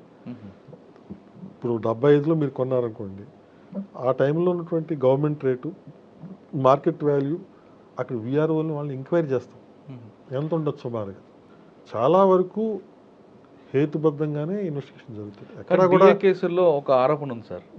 ట్రాప్ కేసుల వరకు డిఏ కేసు వచ్చేసరికి ఏసీబీ వాళ్ళు భయంకరమైన ప్రచారం ఇస్తారు. ఇంటికి వెళ్ళి సోదాలు చేస్తున్నప్పుడు కూడా మీడియాకి పిలిపించి వాళ్ళని ఒక డిమోర్ చేయడానికి, ఫ్యామిలీ ఎంత డిస్టర్బ్ చేయడానికి ప్రచారం చేస్తారు. ఒక 10 కోట్లు నిజంగా దొరికిందంటే అది 100 కోట్లు అంటే ప్రచారం చేస్తారనేది. అంటే వాళ్ళకి జైలు పంపించి వాళ్ళ కుటుంబాన్ని అంతా కూడా ఒక డిస్టర్బ్ చేసి వదిలేస్తారని. సాధారణంగా మీడియాకి అయితే స్వయంగా మేము ఎప్పుడు ఇచ్చేవాళ్ళం కాదు. మీరు నేనేం కాదు, ఏసీబీ కూడా సాధారణంగా వాళ్ళు చేసే అది ఆటోమేటిక్గా లీక్ అయిపోతుంది. లీక్ అవుతుంది. కానీ ఉన్నది చెప్పకుండా, ఉన్నది ఉన్నట్లు చెప్పకుండా ఈరోజు ₹1 అండి ఒక కేసులు దొరికింది. ఆయనకున్న శాలరీ ప్రకారం ఆయన 70 లక్షలు వచ్చారు, ఇంకో 30 లక్షలు ఎక్సెస్ ఉంది. సరే ఎక్సెస్ వచ్చింది చేశారు. కానీ అది మార్కెట్ రేట్లో 10 కోట్లు ఉంది. అవినీతిపరుడు, ఏసీబీ వాళ్ళు చిక్కిన అవినీతిపరుడు, ఆయనకి 100 కోట్ల ప్రాపర్టీ, 10 కోట్ల ప్రాపర్టీ అంటూ ఒక ప్రచారం క్రియేట్ చేయడం, దాంతోపాటు ఆ వ్యక్తిని తీసుకెళ్ళి ఏఓని తీసుకెళ్ళి అరెస్ట్ చేయడం పట్ల ఆ కుటుంబం అంతా కొంచెం అంటే ఆయన ఫ్యామిలీ అంతా కూడా డిస్టర్బ్ అయిపోయి ఉంటుంది కదా. కరెక్టే. ఇప్పుడు ఏంటంటే ఇది నేను పేరు చెప్పను, ఒక డీజీ గారి టైంలో కంపల్సరిగా అరెస్ట్ చేయాలని చెప్పి మోహంతి గారు లా తీసుకొచ్చారు అనమాట. అప్పటి నుంచి ఇట్ ఈస్ మ్యాండేటరీ. సో మా చేతిలో అయితే లేదు. రెండోది, సాధారణంగా ఇన్వెస్టిగేటింగ్ ఆఫీసర్ ఎవరు కూడా పెంచి చెప్పరు వాల్యూస్. అది సాధారణంగా మీడియా నుంచే వస్తుంది. అది ఈ రోజు వాల్యూలో ఎంత వస్తుంది, ఎంత వాల్యూ ఉంటుంది అని చెప్పి ఇప్పుడు మనం రీసెంట్గా మనం చదివిన కేసుల్లో కూడా మనం చూసేది అదే. వీళ్ళు valuation as it is government valuation ప్రకారంగా వీళ్ళు డిక్లేర్ చేస్తారు ఎంత బాగా దొరికిందని చెప్పి. కానీ ఆ కేసులు ప్రూవ్ అవ్వవు. కానీ ఆ కుటుంబం మాత్రం సమాజంలో ఒక దొంగలుగా కుటుంబంగా ముద్రపడిపోతుంది. It is a procedure, we cannot help it. కానీ డిఏ కేసులో అరెస్ట్ అనేది మ్యాండేటరీ కాదు కదండి. మన ఒక్క స్టేట్ చేశారు కదా, మన స్టేట్లోనే చేశారు కాబట్టి మనం చేయాల్సి వస్తుంది. కాకపోతే అది ప్రూవ్ అయ్యే వరకు కూడా చేయకూడదని చెప్పి ఇంతకుముందు ఉండేది రూల్. కానీ దానివల్ల ఎఫెక్ట్ రావడం లేదు, కరప్షన్ పెరిగిపోతుంది అనే ఉద్దేశంతో మరి తీసుకొచ్చారు. కానీ ఆయన తీసుకొచ్చారు, రిటైర్ అయిపోయారు కదా, దాన్ని ఇప్పటికైనా మాడిఫికేషన్ చేయొచ్చు కదా. మాడిఫికేషనే కాదండి, ఇంకా దాన్ని ఇంకా తీవ్రతం కూడా చేయడం జరిగింది. ఇప్పుడు ఏంటంటే ఆ డిఏ కేసు కానీ ఎవిడెన్స్ అంతా పక్కాగా కలెక్ట్ చేస్తే ఆ అసెట్స్ అన్నిటిని కూడా సీజ్ చేసి ఆక్షన్ కూడా వేయించాం. ఇంతకుముందు అది ఆ ప్రొవిజన్ లేదు, సీజ్ చేయడం వరకు ఉండేది. ఇప్పుడు ఆక్షనింగ్ కూడా ప్రొవిజన్ పెట్టడం జరిగింది. అచ్చా. సార్ ఏసీబీలు ఎంతకాలం చేశారండి?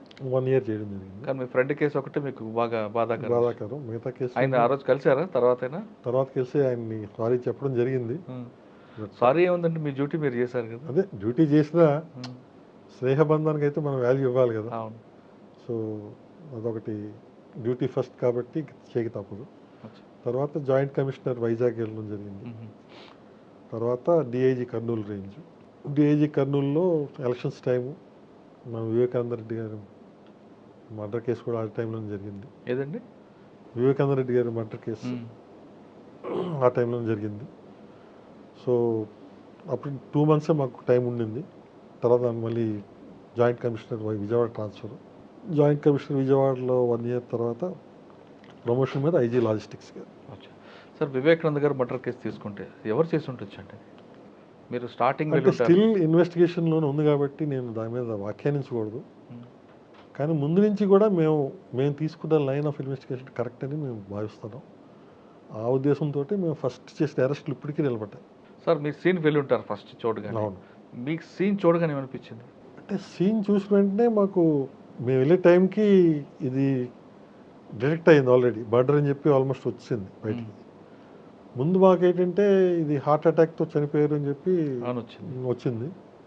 సో హార్ట్ అటాక్తో చనిపోయారు అని చెప్పి నేను కర్నూలులో ఉంటాను కాబట్టి పెద్దగా పట్టించుకోలేదు. తర్వాత ఇది ఎప్పుడైతే ఈ రోమర్ బయలుదేరిందో అర్జెంట్గా నన్ను వెళ్ళమని. సో వెళ్ళి చూస్తే సీన్లో ఆయన తల వెనక పెద్ద గొడ్డలుగా గాయాలు కనిపించాయి. అలాగే బాత్రూమ్ కమోడ్ నిండా రక్తం, చుట్టుపక్కలంతా రక్తం, అలాగే మంచం పక్కన కూడా రక్తం ఉండడం జరిగింది. అవన్నీ కూడా చాలా వరకు క్లీన్ చేశారు. లక్కీగా ఒక లెటరు అప్పుడు ఫస్ట్ టైం నాకు హ్యాండ్ ఓవర్ చేశారు. అప్పుడు ఒక లెటర్ బయటపడాల. సో డ్రైవర్ ఈ హత్య చేశాడని చెప్పి ఆయన స్వహస్తాలతో రాసినటువంటి లెటర్. మీరు నమ్ముతారా ఆ లెటర్ని చూసి? మాకు అర్థమైపోయింది ఇది బలవంతంగా రాయించిన లెటర్. ఎవరికైనా చిన్నపిల్లడికి చెప్పినా అర్థమైపోతుంది.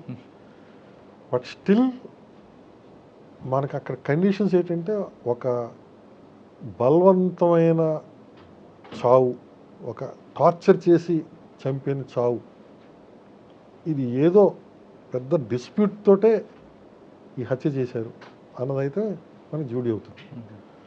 ఒక పొలిటికల్ మ్యాటర్ అనుకోండి, చేసి వెళ్ళిపోతారు.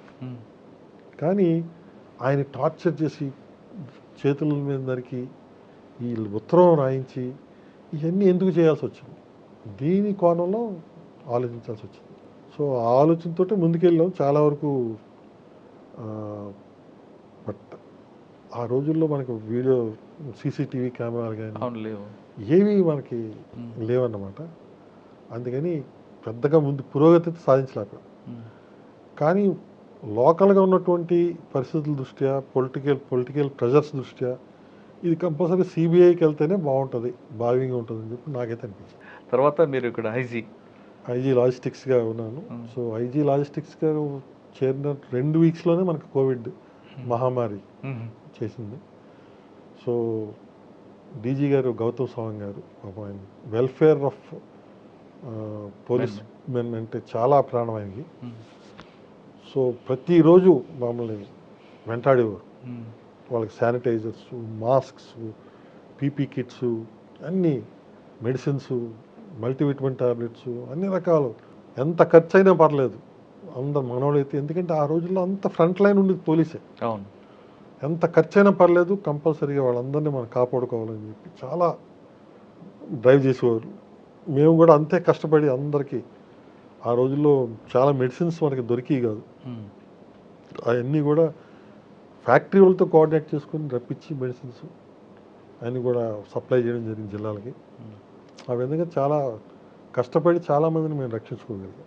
సో ఇక లాజిస్టిక్స్ పరంగా చూస్తే మనకి బేసిక్గా ఒక ఐజీ లాజిస్టిక్స్ నుంచి పోలీస్ మెన్ ఏం కోరుకుంటారంటే రెగ్యులర్గా నాకు టీఏడిఏ రావాలి, నా మెడికల్ బిల్స్ అని అయిపోవాలి, నేనేదో లోన్ పెడతాను, భద్రతా లోన్ కానీ ఏమైనా లోన్ పెడితే వెంటనే వచ్చేయాలి. ఇవి ఎక్కడా కూడా లోటుపాటు లేకుండా వచ్చేటట్టు చేసాము. కానీ అప్పట్లో మెడికల్ బిల్లు కానీ లేదా పిల్లలకు సంబంధించిన ఎడ్యుకేషన్ విషయంలో కానీ ఒక బిల్లు వస్తే దానికి ఖచ్చితంగా ఎవరో సీనియర్ ఆఫీసర్ కానీ ఒక పొలిటీషియన్ చెప్తేనే బిల్లు పాస్ అయ్యే రోజులు ఉండి వాస్తవం అంటారు. నా టైంలో అయితే లేవండి. మేమంతా నా టైంలో అయితే నేను ఈ ఆఫీస్ రిడ్యూస్ చేశాను. ఈ ఆఫీస్లో ఎవరి దగ్గర ఎంత టైం పెండింగ్ ఉంటుందో కూడా తెలిసిపోతుంటుంది. అచ్చా. సో అంతా మెడికల్ రియంబర్స్మెంట్ బిల్స్ అంతా ఈ ఆఫీస్. నేను ఇంటికి వెళ్ళి లేకపోతే ట్రావెలింగ్లో ఉన్నా కూడా చేస్తుండేవాడు. అంటే మీరు చేయాలనుకున్న కొన్ని పై అధికారులు లేకపోతే మీరేం చేయలేరు కదా. నాదే, నేనే ఫైనల్ అథారిటీ. కానీ బడ్జెట్ ఉండాలి కదా. బడ్జెట్తో సంబంధం లేదు. మెడికల్ రియంబర్స్మెంట్ ఇది ఫ్రీ ఇదన్నమాట. సో అక్కడ చూసుకునేవాళ్ళు. వాళ్ళు ఫైనాన్స్లో ముందు కొట్టడం వెనక్కి కొట్టడం అన్నది వాళ్ళు పాస్ చేయడం అన్నది వాళ్ళ ఇష్టం. సిఎఫ్ఎంఎస్కి పంపించడం వరకు మేము ఎక్కడ లోడ్ చేసేవాళ్ళం. అలాగే వెహికల్స్ అత్యంత దీనమైన అవస్థలు ఉండేవి. వెహికల్స్ బడ్జెట్ లేక బ్యాటరీలు ఉండేవి కాదు, తోసుకునేవాళ్ళు, టైర్లు ఉండేవి కాదు. సో ఆ టైంలో మొత్తం అంతా కూడా బడ్జెట్ మ్యాక్సిమం సేవ్ చేసి వీటికి బ్యాటరీలు, టైర్లు, repairs. And next introduced central government ఒక స్కీమ్ తెచ్చిందన్నమాట, ఉమెన్ హెల్ప్ డెస్క్ అని. ఆ స్కీమ్ని అవలంబించుకొని అడాప్ట్ చేసుకొని ప్రతి పోలీస్ స్టేషన్లో ఫ్రంట్ డెస్క్ ఒకే విధంగా ఉండేటట్టు డిజైన్ చేసాం. సో మీరు ఏ పోలీస్ స్టేషన్కి వెళ్ళినప్పుడు ఏపీలో స్పందన, ఉమెన్ హెల్ప్ డెస్క్ 3 కలిపి ఉంటాయి. అక్కడ పోలీస్ లోగో కింద అహర్నిశం మీ సేవలో ఆ లోగో కూడా అందరినీ సంప్రదించి నేనే కాయిన్ చేశాను. సో రేయిన్ బావులో మనం కష్టపడుతున్నాం కదా, ప్రజలకు తెలియాలి అహర్నిశం మీ సేవలో. సో అది పెట్టి ప్రతి పోలీస్ స్టేషన్లో మీరు ఎంటర్ అయితే reception should be like this. అక్కడ కుర్చీలు ఉండాలి, అక్కడ ఒక మంచి కూల్ వాటర్, హాట్ వాటర్ ఉండాలి, కంప్యూటర్ డెస్క్, కంప్యూటర్ ఉండాలి. ప్లస్ ఆ కంప్లైనెంట్ వస్తే ఆ కంప్లైంట్ తీసుకెళ్ళి ఒక స్కూటర్ ఉండాలి. ఇవన్నీ కూడా ఉమెన్ హెల్ప్ డెస్క్ ద్వారా సమకూర్చి అన్ని పోలీస్ స్టేషన్కి ఉంటుంది. సో ఇప్పుడు రిటైర్ అయ్యారండి? నేను 22 సెప్టెంబర్ అండి. తర్వాత ఏం చేస్తున్నారు? తర్వాత ఇంకా నాకు అగ్రికల్చర్ ఇష్టం. మా ఊర్లో కిర్లంపూడిలో మా నాన్నగారు ఇచ్చినట్టు ఆ పొలం ఏదైతే మీకు చెప్పానో ఆ పొలంతో అగ్రికల్చర్ చేస్తున్నాను. లాస్ట్లో ఒక చిన్న పని చేశాను అనమాట, ఐజీ లాజిస్టిక్స్గా ఉండేటప్పుడు. మేము ఇప్పుడు ఉంటున్న విల్లాస్ కూడా మేమందరం గ్రూప్ 1 ఆఫీసర్స్ ఉండగా మేమందరం కలిసి ఒక గ్రూప్గా ఫార్మ్ అయ్యి మా కాలేజ్ ఇంజనీరింగ్ మేట్స్ అందరం కలిసి ల్యాండ్ మేమే కొనుక్కొని ప్లాటింగ్ చేసి సొసైటీగా సొంతంగా మేమే కట్టుకున్నాం అనమాట విల్లాస్ని. కానీ ఆ ల్యాండ్ విషయంలో కూడా కొంచెం డిస్టర్బెన్స్ ఉంది కదండి. గతంలో మీ బ్యాచ్మేట్ ఒక ఆఫీసర్ కబ్జా చేశారు. తర్వాత ఏంటంటే మేము తీసుకున్నటువంటి 40 ప్లాట్లు ఉండేవి. తర్వాత ఆయన ఇంక్రీజ్ చేశారు దాన్ని, ఎక్స్ట్రా ల్యాండ్ కొని. అవి కొద్దిగా లిటిగేషన్లో పడి అవన్నీ సాల్వ్ అయ్యాయి మొత్తాన్ని. సో ఈ సక్సెస్ ఫార్ములా మేము దృష్టిలో పెట్టుకొని అక్కడ మాకు విజయవాడలో ఎవరికి ఇల్లు లేవు. కట్టుకుందామంటే క్యాపిటల్ స్టిల్ సందిగ్ధంలో ఉంది. సో బట్ ఈ టైంలో కట్టుకోగలిగితేనే కట్టుకోగలరు. తర్వాత ఇన్కమ్ ట్యాక్స్ రిబేట్ రాదు తర్వాత కట్టుకుంటే. ఈ ప్రాబ్లమ్స్ అన్నీ ఉన్నాయని చెప్పి అక్కడ కూడా సిగ్నస్ విస్టాస్ అని చెప్పి 72 మంది ఐపీఎస్ ఆఫీసర్స్తో ఒక గ్రూప్ ఫామ్ చేసి సొసైటీలో శంషాబాద్లో మన ఆశ్రమం ఉంది కదా, చంజేర్ స్వామి ఆశ్రమం, గొల్లూరు విలేజ్లో 4 ఎకరాలు కొని మేమందరం గ్రూప్గా అక్కడికి అందరికీ కూడా తక్కువ ఖర్చుతో వెళ్ళాలయ్యే విధంగా రూపకల్పన చేసాం. సో దాన్ని కూడా నేను సూపర్వైజ్ చేస్తాను. సార్ ఫైనల్గా చెప్పండి, మీరు చాలామంది సీఎం దగ్గర పనిచేశారు. రాజశేఖర రెడ్డి గారు, చంద్రబాబు నాయుడు, కిరణ్ కుమార్ రెడ్డి.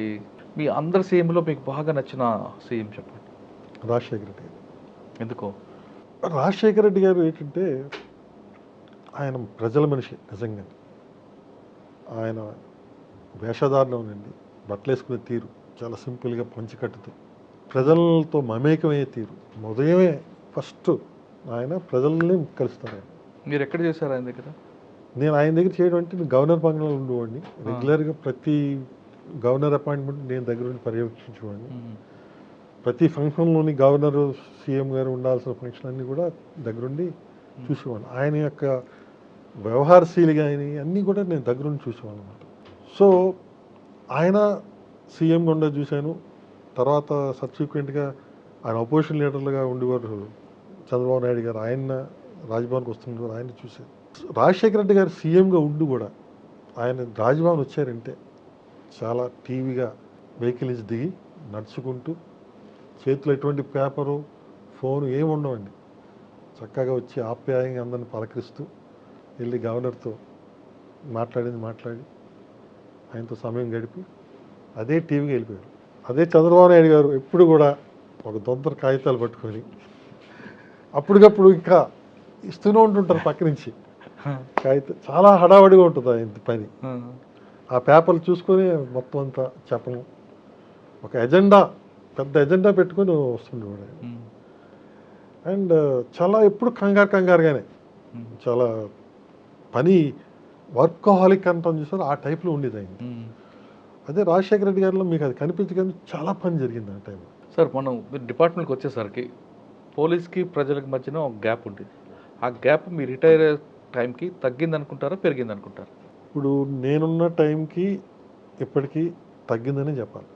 ఎందుకంటే మేము రిక్రూట్ అయ్యి మేము ఫీల్డ్ సర్వీస్ చేసే టైంలో ఈ వామపక్ష తీవ్రవాదం చాలా విపరీతంగా ఉండేది. సో ఆ టైంలో మేము అవలంబించే పద్ధతుల వల్ల అవ్వచ్చు, మేము చూపించే షో ఆఫ్ ఫోర్స్ వల్ల కావచ్చు, చాలా గరానంగా ఉండేవాళ్ళం మేము. అవును. నేను గోదావరికని జాయిన్ అయితే మా ఏరియా మంతినిలో స్పీకర్ గారు ప్రాతినిధ్యం వహించేవారు. ఆయన 6 నెలల వరకు నేను కాలం చేయలేదు, శ్రీపాదరావు గారు. తర్వాత ఆయన చాలా క్లోజ్ అయ్యారు నాకు. ఆయన నా పద్ధతులు అవి చూసి మెచ్చుకున్నారు. ఆయన అది వేరే విషయం. అంత గరానంగా ఉండేవాళ్ళం. పొలిటీషియన్స్ అసలు ఖాతరు చేసేవాళ్ళం కాదు, దగ్గర రానిచ్చేవాళ్ళం కాదు. సో ఇంక సామాన్యుడికి ఏం దిక్కు. సో అంటే సామాన్యుడు దిక్కు అంటే పోలీస్ స్టేషన్కి ఎవరన్నా వచ్చాడంటే వాడు అనుమానంగానే చూసేవాళ్ళు. ఎందుకంటే వాడి కింద ఏం బెల్ట్ బాంబు ఉందో, ఏం తీసుకొని వస్తున్నాడో తెలియదు కదా. తీవ్రవాదం అంత విపరీతంగా ఉండేది. సో ఆ విధంగా చాలా డిస్టెంట్గా ఉండేది. కరెక్టే సార్. ఆ టైంలో ప్రజల పట్ల అంటే పోలీస్ స్టేషన్కి వచ్చిన వాళ్ళ పట్ల అనుమానం వ్యక్తించి తప్పేం కాదు. కానీ ఇప్పుడు అదే వరవడి కొనసాగుతుంది కదా. అంటే నేను సైకాలజీ కూడా చదివాను. సైకాలజీలో ఏంటంటే ఒక వాతావరణంలో మీరు పెరిగితే ఆ వాతావరణానికి అనుగుణంగా మీ క్యారెక్టర్ ఫార్మేషన్ కానీ మీ యొక్క వడవడిక అంతా కూడా మారిపోతుంది. కరెక్టే. సో అది పోలీస్ కల్చర్లో చాలా వరకు అది ఎంబాబ్ అయిపోయి ఉంటుంది. జనరేషన్ మారింది కదా, మారిన తర్వాత కూడా అదే యాటిట్యూడ్ అంటే కష్టం కదా. అదే మారుతూ వస్తుంది. మీ తరం మారింది, కొత్త తరం వచ్చింది. అందరూ కూడా బాగా చదువుకున్న వాళ్ళు వస్తున్నారు, బీటెక్ చేసిన వాళ్ళు, సాఫ్ట్వేర్ ఎంప్లాయీస్ అందరూ వస్తున్నారు. వీళ్ళకి గతం గురించి తెలియదు. ఇప్పుడు ఫ్రెష్గా వచ్చినప్పుడు మంచి వాతావరణం, దీనికి అనుగుణంగా వెళ్ళాలి కదా వాళ్ళు. కరెక్టే, అందుకనే మారుతుంది. చాలామందికి పోలీస్ అంటే అపోహ ఉంటుంది. అందులో మీరు అందరినీ ఎంక్వైరీ చేయండి, 99.9% వాళ్ళు పోలీస్ స్టేషన్కి వెళ్ళి ఉండరు. అవును, అదేది వాస్తవం. సో ఇది ఓన్లీ ఒక మీకు అన్నాను కదా కర్నూలులో రోమర్ లాగా, ఇట్స్ జస్ట్ అ పర్సెప్షన్. అంతే. పోలీస్ అంటే తిడతాడరా, ఇది పోలీస్ అంటే కొడతాడు తిడతాడు అన్నది నాట్ జస్ట్ జనరల్గా జరిగేది చాలా తక్కువ. ఎవరు కొడతారు తిడతారు, రౌడీలు కొడతారు తిడతారు, దొంగలు కొడతారు తిడతారు తప్ప జనరల్ పబ్లిక్ ఎవరు ఎప్పుడు చేసుకోరు. కానీ కొంతమందికి ఏంటంటే ఆ సమయం కావచ్చు, ఆ టెన్షన్ వల్ల కావచ్చు, ఆ పదజాలం అలవాటైపోతుంది. తిట్లే ఏమన్నా సరే వ్యంగ్యంగా మాట్లాడడం, తిట్టే స్వభావం. పోలీస్ అంటే అది ఉండాలి అనుకు భావన ఉంటుంది అన్నమాట. లేకపోతే వీళ్ళు లొగ్గరు. పబ్లిక్లో కూడా మాకు ఎదురయ్యేవి కూడా అంతే. ఇప్పుడు దొంగతనంలో 10 తులాలు పోయిందంటాడు, 100 తులాలు కంప్లైంట్ రాసుకొస్తాడు. సో గట్టిగా అతనితో మాట్లాడకపోతే 100 తులాలు అంటే it's a grave crime investigation. రేపు దొంగిన 10 తులాలు వస్తుంది మాకు వెనక్కి. So recovery percentage will be 10% only. వాడు ఒప్పుకోడు. సో ఇవన్నీ ఉంటాయి. కాబట్టి పబ్లిక్తో ఇంటరాక్షన్ అయినప్పుడు వచ్చినటువంటి ప్రాబ్లమ్స్ వల్ల కావచ్చు, ఏమైనా ఉంటారు. కానీ ఇప్పుడు అందుకనే ఈ యాప్స్ అన్నీ ఇంట్రడ్యూస్ చేస్తాం. చాలా వరకు యూ కెన్ జీరో ఎఫ్ఐఆర్ కానీ పబ్లిక్గా మీరు యాప్ ద్వారా కూడా కంప్లైంట్ ఇవ్వచ్చండి. సో లీగల్ సిస్టంలో కొన్ని మార్పులు తీసుకొచ్చి మీరు ఎక్కడి నుంచి అన్నా ఎఫ్ఐఆర్ ఇవ్వచ్చు, పోస్ట్ చేయొచ్చు అని చెప్పి చేయగలిగితే పబ్లిక్ తోటి ఇంటరాక్షన్ చాలా వరకు మరి తగ్గితే ఈ పర్సెప్షన్ మారుతుంది. ఒకటి. 2, నేను కొసావలో ఉన్నప్పుడు ఒక సిస్టమ్ ఆఫ్ ఇన్వెస్టిగేషన్ ఉంది. ఇప్పుడు మన జ్యుడిషియల్ సిస్టమ్ ఎలా అంటే ఒక నేరం జరిగితే పోలీసుల ముందు రికార్డ్ చేస్తారు స్టేట్మెంట్. సో ఒకసారి ఆల్రెడీ ఆ విట్నెస్కి 2-3 సార్లు తిప్పితే కానీ ఆ స్టేట్మెంట్ అవ్వదు. అవును. సో పాపం ఆ నేరంలో ప్రత్యక్షంగానో పరోక్షంగా ఉన్నందుకు పాపం వాడికి హెరాస్మెంట్. మళ్ళీ వాడి కోర్టు నుంచి సామాన్లు వస్తాయి, కోర్టుకి వెళ్ళాలి. అవును. కోర్టుకి 2-3 సార్లు తిప్పుతారు. సో అవతల ఎప్పిపి రాలేదని ఒకసారి ఆగిపోద్ది, లేకపోతే ఎస్ఐ రాలేదని ఒకసారి ఆగిపోద్ది, మొత్తానికి 4-5 సార్లు. సో న్యాయ వ్యవస్థలో ఎవరన్నా ఒక విట్నెస్ చెప్పాలంటే భయపడే ధోరణి ఉంటుంది అన్నమాట. సో ఇక్కడ ఈజీగా దాన్ని మనం పరిష్కరించవచ్చు. ఎలాగంటే కొసోవోలో ఎలా ఉండేదంటే జ్యుడిషియల్ ఇన్వెస్టిగేటివ్ మెజిస్ట్రేట్స్ ఉండేవారు. ఎస్పెషలీ ఇది serious crime like rape case కానీ మర్డర్ కేసు, పెద్ద కేసులన్నిటికీ ఇది ఎక్కువగా వాడేవాళ్ళు. సో ఎప్పుడైతే ఈ కేసు రిపోర్ట్ అవుతుందో వెంటనే మెజిస్ట్రేట్ కూడా ఫీల్డ్కి వచ్చేస్తాడు. అక్కడే డైరెక్ట్గా వాంగ్మూలాలన్నీ వాడే డైరెక్ట్గా తీసుకుంటాడు. సో ఇంక మళ్ళీ కోర్టుకు రావాల్సిన అవసరం లేదు. వీటినే కోర్టులో ప్రొడ్యూస్ చేస్తారు. ఓన్లీ అప్పుడు ఇన్వెస్టిగేషన్ ఆఫీసర్స్ పీపీ ఏపీపీ వాళ్ళంతా అయిపోతుంది. ఈ విధమైన సిస్టమ్ తీసుకొస్తే ముందు సాక్షులు కూడా చాలా ధైర్యంగా ముందుకు వస్తాయి. అక్కడ జరిగే నేరాల సంఖ్య తక్కువ, మన దగ్గర జరిగే నేరాల సంఖ్య ఎక్కువ కదా. ఎక్కువనే కావచ్చు, దాని తగ్గట్టుగానే మనం రిక్రూట్ చేసుకోవాలి, కోర్టులు పెంచుకోవాలి కదా. దాని at least make a trial for serious cases like murder case కానీ, రేప్ కేసులు కానీ, లేకపోతే దొంగ పెద్ద డెకాయిటీ కేసులు కానీ, ఇలాంటి పెద్ద నేరాలు ఏవైతే ఉన్నాయో అలాంటి కేసులు 164 స్టేట్మెంట్ అనేది స్పాట్లో చేసేస్తే ఇంకా వాడు రావక్కర్లేదు, సులభతరం అవుతుంది. విట్నెస్లు ముందుకు వస్తారు, అవును, శిక్షలు పడతాయి. మెయిన్ ప్రాబ్లం శిక్షలు పడతలేదు. ఎవరైతే రావట్లేదు కాబట్టి నేర ప్రవృత్తి పెరిగిపోతుంది. నేరాలు చేయడానికి ఈజీ అలవాటు పడుతున్నారు. ఇప్పుడు ఈ సైబర్ క్రైమ్ ఉందంటే వాళ్ళు ఈజీగా దొరకలేదు, శిక్షలు పడతలేదనే కదా వీళ్ళు ఈజీగా చేయగలుగుతున్నారు. అదే శిక్ష పడుతుంది పక్కాగా తెలిస్తే వాళ్ళు ఈ నేరాలకి వరవడం. సార్ ఫైనల్గా చెప్పండి సార్, మీరు వచ్చినప్పుడు క్రైమ్ రేట్ మారుతూ వస్తుంది. Traditional crime, white collar offence, cyber crime. ఇటువంటి క్రైమ్ని హ్యాండిల్ చేయాలంటే ఇప్పుడు నెక్స్ట్ జనరేషన్ ఆఫీసర్ ఏ విధంగా ఉండుకోవాలి? బేసిక్గా అండి, నేను కాకతీయంగా నిన్నే ఒక కేసు జరిగింది. నా close friend classmate, engineering classmate, అతనికి ఒక మెసేజ్ వచ్చింది ఫెడెక్స్ నుంచి, మీరు థైలాండ్ పంపించినటువంటి పార్సల్ కస్టమ్స్ వాళ్ళు సీజ్ చేయడం ద్వారా ఆగిపోయింది అని మెసేజ్ వచ్చింది. వీడు అసలు ఫెడెక్స్ లేదు, పార్సల్ ఇవ్వలేదు. నేనేంటి ఫెడెక్స్కి ఇవ్వడం ఏంటి అని చెప్పి వీడు పక్కన ఊరుకున్నాను. 10 నిమిషాల్లో ఫోన్ వచ్చింది, మేము ముంబై కస్టమ్స్ నుంచి ఫోన్ చేస్తున్నాం, మీరు థైలాండ్ పంపిన పార్సల్ మీద మీ ఆధార్ నెంబర్ సో ఉంది, మీ మొబైల్ నెంబర్ సో ఉంది, కరెక్టా కాదా అని. మరి ఆధార్ నెంబర్ కరెక్టే, ఫోన్ నెంబర్ కరెక్ట్, అవును కరెక్టే. మరి ఆ పార్సిల్లో మత్తు పదార్థాలు ఉన్నాయి, సో కాబట్టి మిమ్మల్ని మేము అరెస్ట్ చేయాలి. సో మీకు 2 ఇస్తాం ఆప్షన్స్. ఒక ఆప్షన్ ఏంటంటే ఇప్పుడు మేము వచ్చి మిమ్మల్ని అరెస్ట్ చేస్తే 30-40 రోజులు మీరు మా కస్టడీలో ముంబైలో ఉండాలి. అప్పుడు అన్నీ వెరిఫై చేసిన తర్వాత నేరం ఉందో లేదో చూసి అప్పుడు నిర్ణయిస్తాం. రెండో ఆప్షన్ ఏంటంటే నేను చెప్పేంత వరకు 36 గంటలు నీ ఫోన్ వాట్సాప్లో వీడియో కాల్లో ఓపెన్ చేసి పెట్టాలి. 36 గంటలు ఓపెన్ చేసి వాట్సాప్ వీడియో కాల్లో పెట్టాలి. సో పెట్టేసాడట, నువ్వు వెంటనే 5 నిమిషాల్లో మాకు వాట్సాప్ కాల్ చేస్తాను, నువ్వు ఎత్తుకోవాలని. లక్కీగా కూతురు అమ్మాయి సాఫ్ట్వేర్లో చేస్తుంది, ఆ అమ్మాయికి ఇన్ఫార్మ్ చేసి నాకు ఇలాగ కేసు వచ్చింది, నేను అది అటెండ్ అవ్వాలి, నువ్వు కూడా ఎవరికి చెప్పగా నేను ఏదో వాళ్ళకి టచ్ చెప్పి బయటపడతానని చెప్పి కూతురు. లేదు డాడీ అది ఫాల్స్ అయి ఉంటుంది, నువ్వు నమ్మకం అలాంటివన్నీ అంటే, లేదు వాళ్ళు పక్కగా చెప్పారు, నా ఆధార్ నెంబర్ అని చెప్పేస్తున్నారు, వాళ్ళకి తెలియకపోతే ఆధార్ నెంబర్ ఎలా వస్తుంది, ఫోన్ నెంబర్ అయితే రావచ్చు కానీ అని చెప్పి. సో ఇంకా నెక్స్ట్ 5 మినిట్స్లో వాట్సాప్ కాల్ వచ్చింది. ఇంకా ఆడ ఏ కాల్స్ ఆడికి రావు, మనం ఫోన్ చేసినా ఆడికి ఫోన్ వెళ్దు, వాళ్ళ అమ్మాయి ఫోన్ చేసిన ఫోన్ వెళ్దు. వాడికి ట్రాకింగ్లు పెట్టేశారండి. వాడిని ఈ పని చేయి, ఆ పని చేయి, నువ్వు హోటల్కి వెళ్ళు, అక్కడే టిఫిన్ తినాలి, నేను చెప్పినట్టు చేయి అన్నట్టు ఏవో రకరకాల డీటెయిల్స్ ఇంక నేను కనుక్కోలేదు. వాడు ఇంకా షాక్లో ఉన్నాను, ఏం చేయించారు వాడి చేత.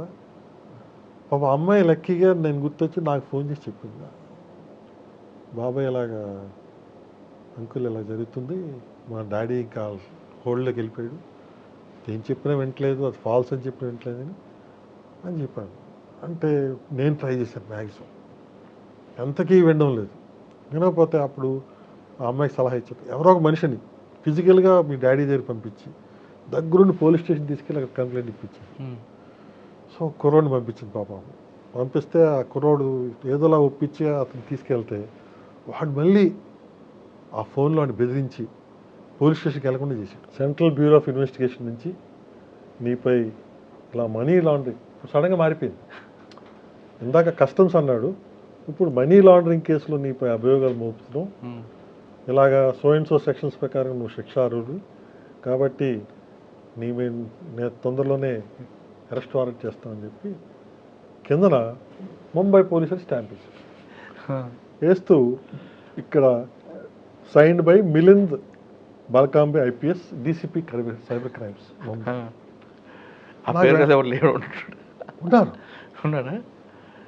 లక్కీగా నేను ఐపీఎస్లో ఉన్నాను కాబట్టి నాకు ఐడియా ఉంది.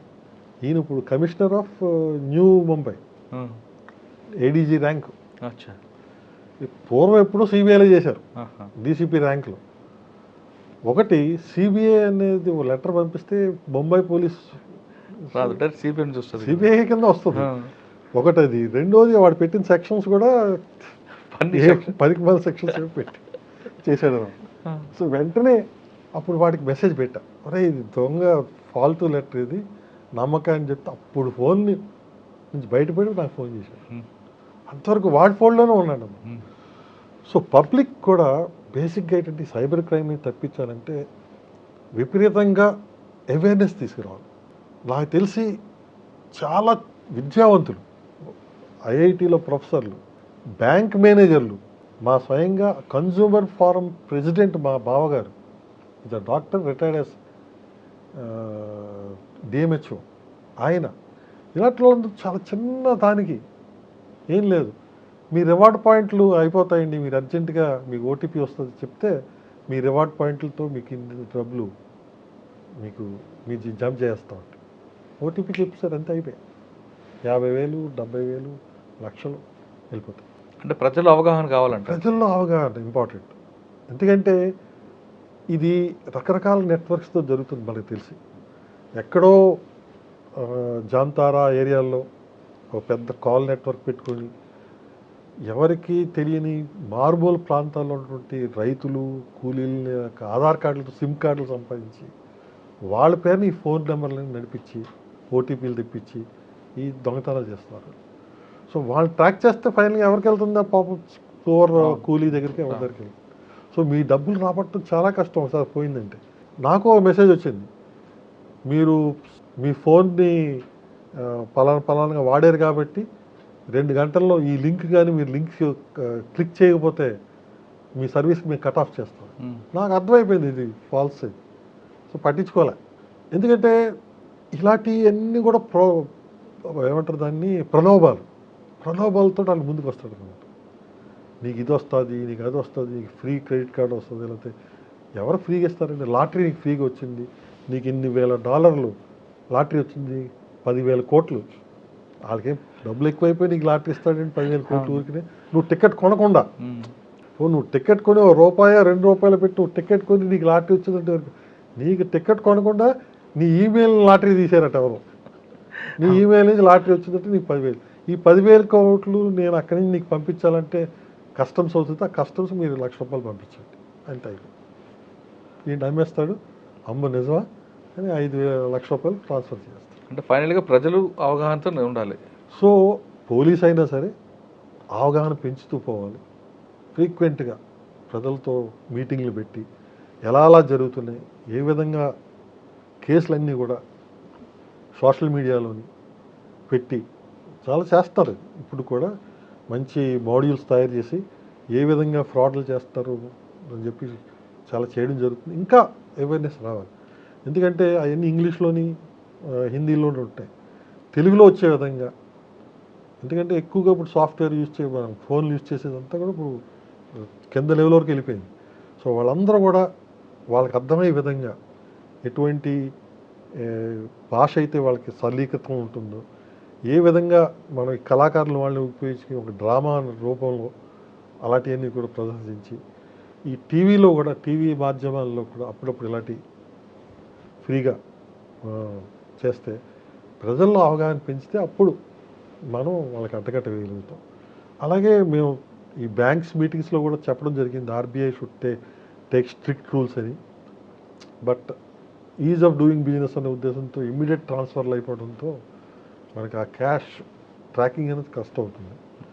సో అది మరి దానికి ఆలోచించాలి వాళ్ళు ఏం చేయాలంట. ప్రజల్లో అవగాహన కల్పించడమే సైబర్ నేరాలకు అడ్డుకట్ట చేయొచ్చు అంటున్నారు నాగేంద్ర కుమార్ గారు. ప్రజలు కూడా ఖచ్చితంగా ఫేక్ కాల్స్ కానీ ఓటీపీ చెప్పమని ఎవరు అడిగినా నమ్మద్దు. మీలో అమాయకత్వం, మీలో అత్యాసే సైబర్ క్రిమినల్ పాలిట అదొక వరంగా మారుతుందంటూ చెప్తున్నారు. ఇది ఈ వారం నాగేంద్ర కుమార్ గారితో ఎక్సలెంట్. వచ్చే వారం మరో గెస్ట్తో మళ్ళీ కలుద్దాం. అంతవరకు నమస్తే. Thank you sir. Thank you very much.